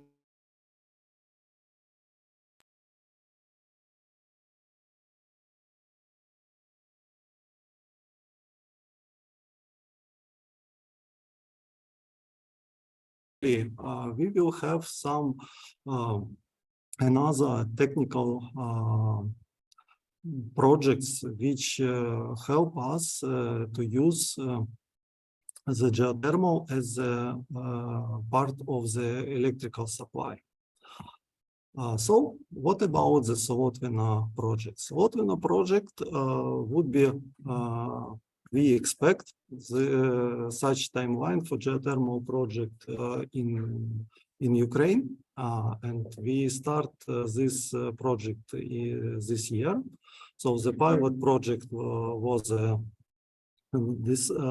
defined as the Solotvina, and also in next year we hope to see another project in the Transcarpathian region and probably in other region of Ukraine. And also in 2024, we hope to identify the vitality of this project. And in 2025, we will start the development of technical documentation for the successful project. And we hope to start the first geothermal project in 2027. So why Solotvina? As we used the huge technical survey made by the Institute of Geophysics of National Academy of Science, and as you see, we have a thermal map of Ukraine with the highest value of the heat flow in the Transcarpathian region. And most of you know there's thermal water sources in the Transcarpathian region. But also we hope to see this project very soon in Crimea, and so very soon hopes to see such project in the Donbas region. And as if we see for the risk assessment for such project, we know that on this first and second stage of the reconnaissance and exploration drilling projects, there are many big cost and big risk. But for Solotvina, we have a better situation because of we have some geological information here due to existing petroleum wells, and also we have less time required to start this project. So we expect to have a production drilling maybe in 2-3 years and prepare our documentation to construct the plant and commercial generation startup. For Solotvina, we have a high heat flow, about 80 up to 100 milliwatt per meter square meter. And also we have a normal geothermal gradient, and in plus we have existing gas field with depleted production, and also we have a high carbon dioxide content in this natural gas, and plus we have a salt formation water. So that's why we try to make this project like a pilot project with investigation of geothermal energy and also some CO2 sequestration probably will be part of this project. And also we hope to connect this project to the synthetic methane production. And now we have a 3D modeling for this project, and next year probably we will have hydrodynamical modeling for this project, and after this we will decide if we need additional drilling, or probably we will estimate our reserves of thermal waters. And then we will start the feasibility study and go to the investment, to the some searching of the money for the real data. And what about the Transcarpathian area in the heat flow data? So we have a property database from the Institute of Geophysics, and as you see, so the Transcarpathian area is a high activity, and our region of Solotvino is a very average value of the heat flow on the depth about 2 or 3 kilometers. We have about 80 milliwatts per square meters, but we have many wells which show us the heat flow up to 140 milliwatts per square meters. And in the geothermal gradient, so you see that so the Transcarpathian area is quite different from the others. Probably the Crimea could be compared with this, but not so. But for other region, we need the deeper drilling to reach the necessary temperature. So for Solotvino region, we have about 120 degrees of Celsius degrees temperature on bottom hole at the depth of 3050 meters, 500 meters, sorry. So this is our heat flow distribution, and also thermal gradient distribution is the Transcarpathian region. So what about the cost of such projects? This cost is about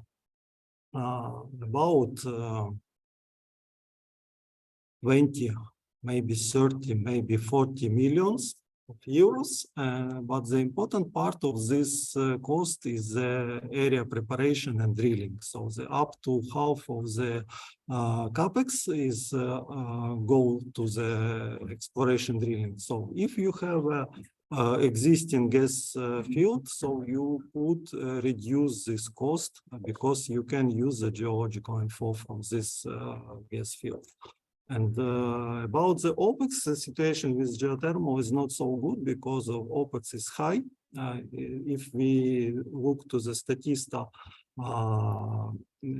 data for the 2022, so geothermal is quite high OPEX in United States, but as I know, most of the countries like Hungary and other has a high OPEX and has subsidized this geothermal project. So we probably will talk about some similar funding for such project. And other interesting project could be connected to this geothermal project is the synthetic methane production. So if we will have a good catalyst to transform our carbon dioxide into methane, so we will have this methanation reaction and have additional methane production. It would be green methane production, which could be added to the producing field of this project. And we expect to use the geothermal energy because this reaction has would be about 300 or 400 degrees. And so we need some additional energy supply for it. So, and another possible connection is H2 is a hydrogen blending. We discuss it now one possible construction of facilities for hydrogen generation, which could be used as a part of the methanation project and also could be used for blending the natural gas. And due to the closest border with Romania, it probably would be exported as a part of the energy project. So generally, we hope to build the eco field in the Solotvino with additional heating So also we hope to have a zero emission of carbon dioxide because of project of methanation. Probably we will try to sequestrate some carbon dioxide in the salt water in the reservoir. And also we probably will use the geothermal water for collecting heat and maybe for the energy production. So thank you for your attention. Any question?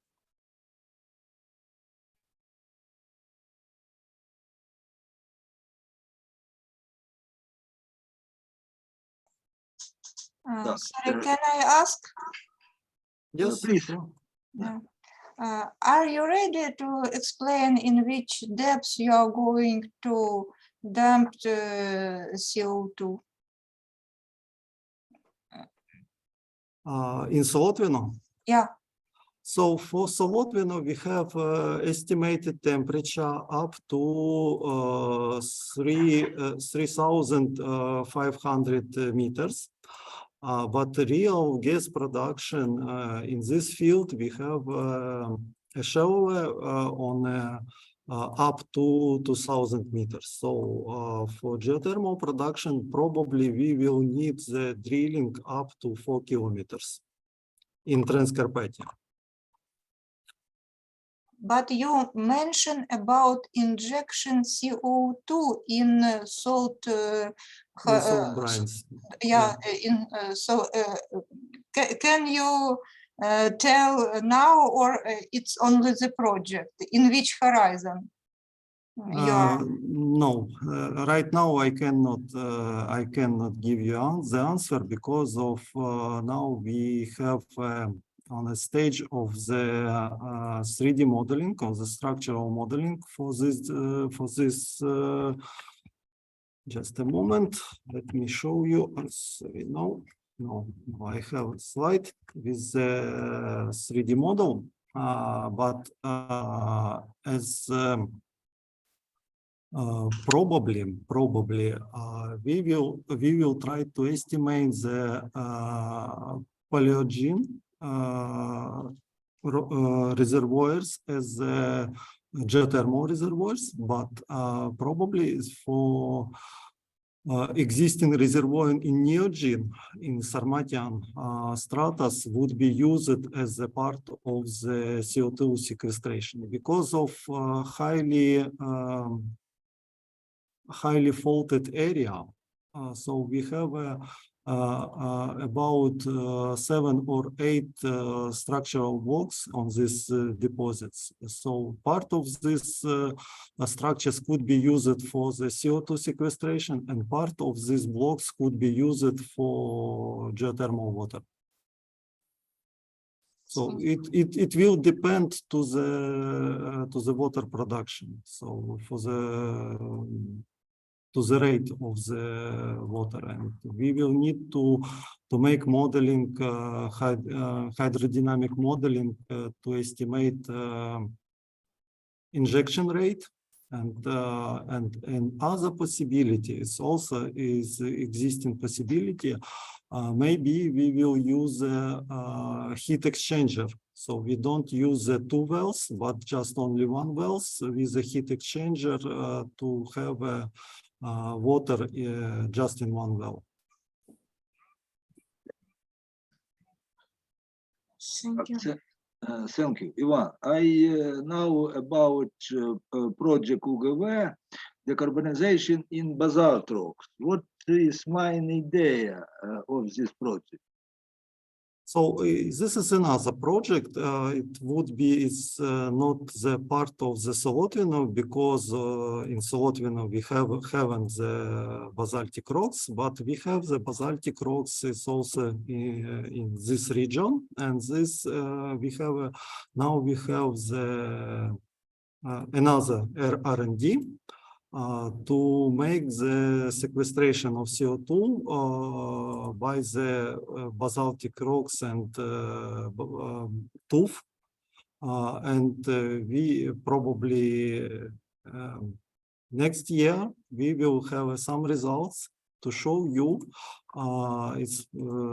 It's also the project which are made by the Taras Shevchenko University by my colleague Alexander Shabatura, which show us the possibility of CO2 storage in basaltic rocks in Transcarpathia region. So in this slide, if you see these bright red areas, it's the areas of basaltic presence. So we will probably try to find the location to make a pilot project for basalt storage. Yes, thank you. Dear colleague, have you any questions?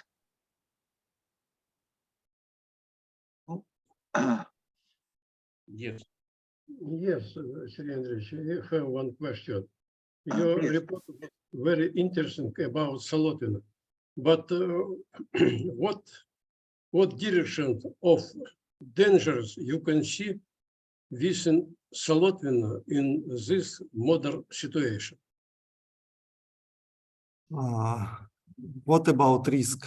What about geological risk, or what about the political risk? I mean combined risk, because Solotvino is near boundary object with irreversible situation after non-controllable flooding of salt mines. Yes, so it would be one of the political risks, because of we need to agree this project with Romania. Sure, it would be a very important part of this discussion about this project. And also the another problem would be who will consume this the results of this project. And we have a meeting with the local government this summer,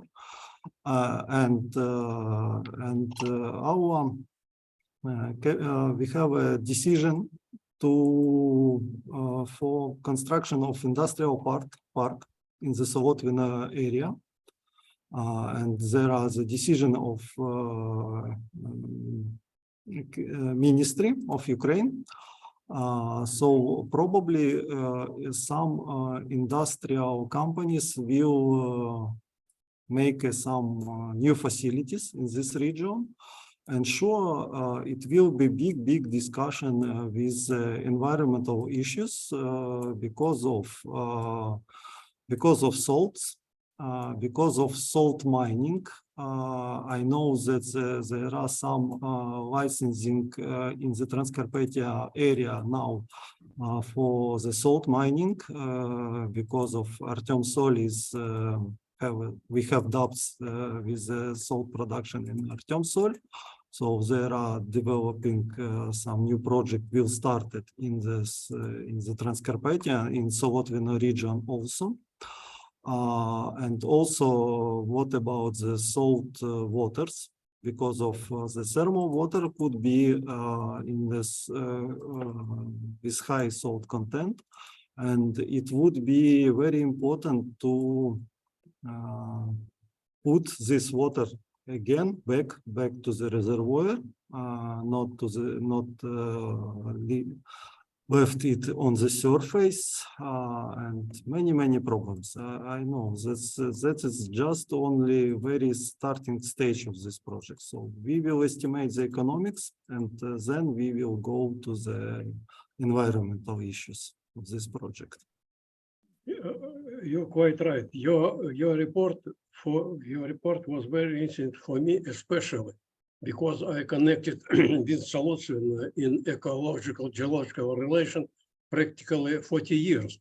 But you're quite right that after destroying of the Artyom Sol, about extraction of salt in Donbass, Solotvino is source of the unique salt in quality with iodine, with other macro elements.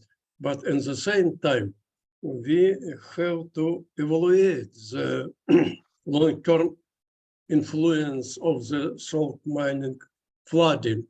Yeah, Because yeah. now we can see only on surface subsidence the effect, but is more deep. You are quite right. You have to continue your investigation and evaluations. Thank you very much. Thank you for your question. And if you agree, I will contact with you to maybe to Well, continue this discussion. Yes, it's quite we important are- for us.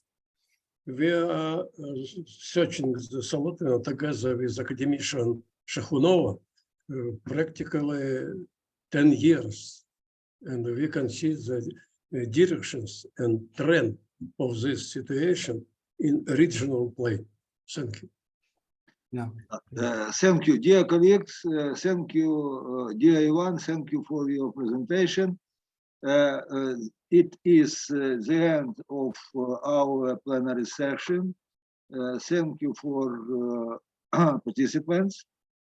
And I would like to invite Dmitro Bozhezha for speech about our program. Please, next program, please, Dmitro. Dear colleagues, thank you. We have good experience during opening the conference and during the plenary session. Now we have a break for 1 hour, and in 1 hour we will start working in the through different halls for 3 different sections. So on this point, I want to share with everybody some information how to work with it, because now we face it up with some question from participant how it will work. I will try to show you on my screen how it can be worked. First of all, when you're getting from our website to the monitoring Zoom events webpage, you meet this page with registration and registration as a guest. To enter to the conference, you need to sign in, and after you will sign it in, you will see the screen where you have button Join Lobby. Join Lobby, you push this button and Zoom will open and you will get to the lobby. I don't sure that you now can see this screen. Can anybody confirm that you see the screen of Zoom lobby?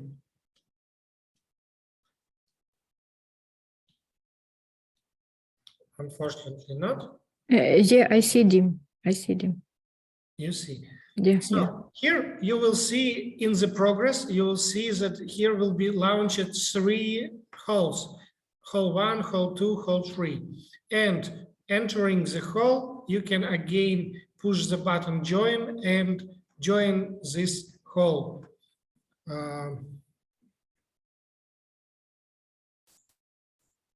Also, you can do it through the session hall. You will see what is it started, and here will be button. I have the button start because I'm administrator. You will see the button join, that it's not in progress. In the lobby, also here now we have only 1 session, and you can see the preview of this session. You can see, you will see the 3 halls, and switching between them, you can enter any of the hall. So I think it's clear. Now I also want to repeat it in Ukrainian for all our participants. Шановні учасники, хочу ще раз наголосити, як працювати з конференцією. Перше, дуже багато стикаються з тим, що не можуть потрапити. У вас є запрошення, тікет, але ви входите на цю сторінку, де знову висвітлюється реєстрація. Вам необхідно зробити вхід в сайт Zoom, за вашим обліковим записом. Тобто ви робите це через ваші дані, e-mail і пароль, які ви створили. Якщо ви їх забули, то ваш e-mail вводите, нажимаєте «Забув пароль». Вам на електронну пошту прийде форма відновлення паролю. Друге, більшість людей входить просто через обліковий запис Google. Нажимаєте Google, обираєте свій обліковий запис, тут зараз у мене не активовано, і ви входите. Після цього моменту у вас відкривається вже вікно, буде Join Lobby. Ви входите в лобі і це вже переходите в Zoom, і далі конференція працює в Zoom. От як зараз в лобі нашої конференції відображається попередній перегляд, що відбувається в залі. Тут показується нижче, що в прогресі відбувається пленарна сесія. За 40 хвилин ми включимо 3 зали. І на цьому місці з'явиться хол 1 своєї секції, хол 2 своєї секції, хол 3. Натискаючи на ці холи, ви переміщуєтеся між ними. Тут також у вас буде 3 попередніх перегляди, ви можете їх змінювати і проглядати, що відбувається в залі. Тому що зараз було запитання, да, я слухаю конференцію в цьому маленькому віконечці, але не можу задавати питання. Тому треба нажати «Доєднатися». Тут буде у вас кнопочка «Join». Або через цю вкладку «Сесії». Ви також можете собі додати ті сесії, які ви хочете відвідати, додаєте собі закладочки, і на літералі у вас буде перелік того, чого ви хочете відвідати. Переміщуєтеся, ви знову ж можете, тут буде кнопочка Join, бо в мене старт. Тому робота, ми начебто хотіли зробити, спростити всім життя, що це буде єдиний вхід, але зараз з першого дня у деяких людей виникають питання, проблеми, але я сподіваюся, що вже після обіду всі будуть дуже гарно орієнтуватися в цьому сайті, знати, як з ним працювати. Також хочу нагадати про наш основний сайт, де програми конференції на всі дні. Тут ви можете переглянути тези доповідей, тобто про що йшла мова, можете прочитати тези. Наступні наші секції, які будуть зараз розпочаті після обіду, ви можете по ним переміщуватися, також переглянути тези. Коли почнеться постерна сесія, там регламент всього 10 хвилин. Крім тез, ви можете побачити і постери. Відкрити і подивитися постер тієї людини, яка заявила постерну доповідь. Але все одно люди будуть доєднатися до конференції і робити свої доповіді, відповідати на ваші запитання.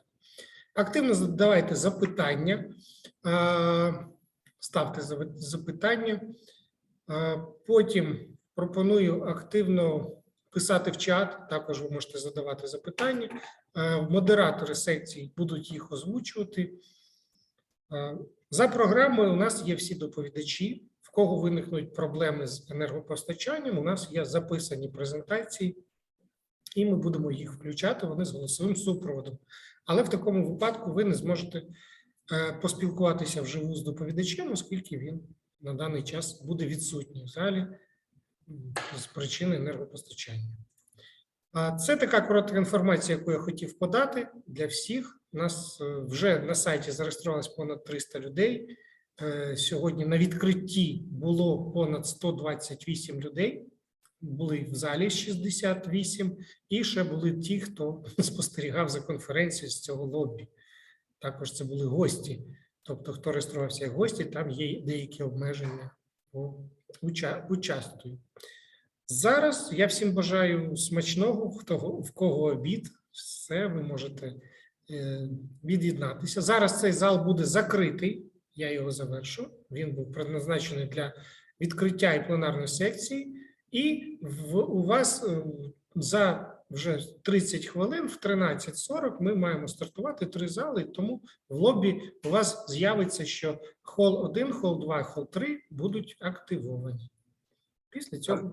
Шановні колеги, дякую Дмитру за детальну таку розповідь. Можете звертатися, в нього немає абсолютно ніякої агресії до тих, хто задає одні й ті самі питання 20 разів підряд.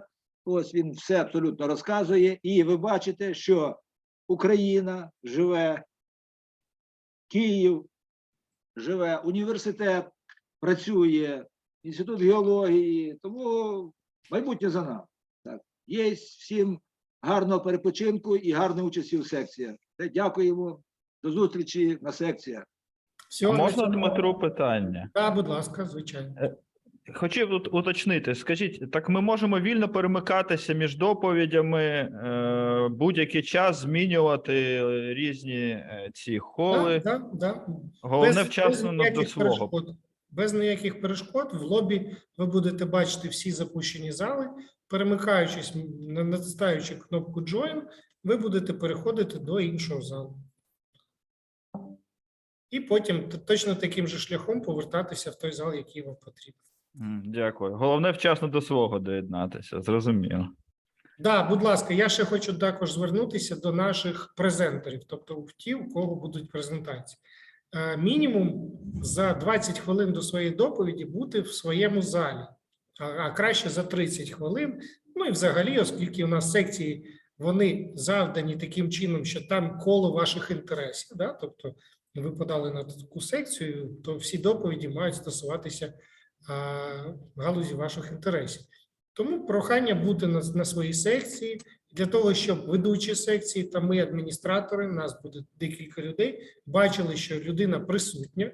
Якщо людина не присутня, у нас є телефони, ми будемо телефонувати вам, нагадувати, що у вас доповідь, але я дуже сподіваюся на вашу організованість, що всі будуть вчасно давати свої доповіді, і ми не будемо стискатися з цими проблемами. Якщо у вас пропадає живлення, ну також просимо якимось засобом повідомити нас. Зараз я створю телеграм-групу, і буде в лобі, в чаті буде посилання на цю групу з моніторингу, де також можна ставити питання. І далі в чатах кожного залу також про цю телеграм-канал повідомлю. Ну, в кого є телеграм. В кого нема, будь ласка, пишіть нам електронні листи, ми їх оперативно розглядаємо. Все, тоді всім ще раз дякую. Є ще запитання? Да, можна невеличке запитання? Так. Скажіть, будь ласка, така доповіді виключно англійською мовою треба робити, чи можна українською? Ви знаєте, ми дуже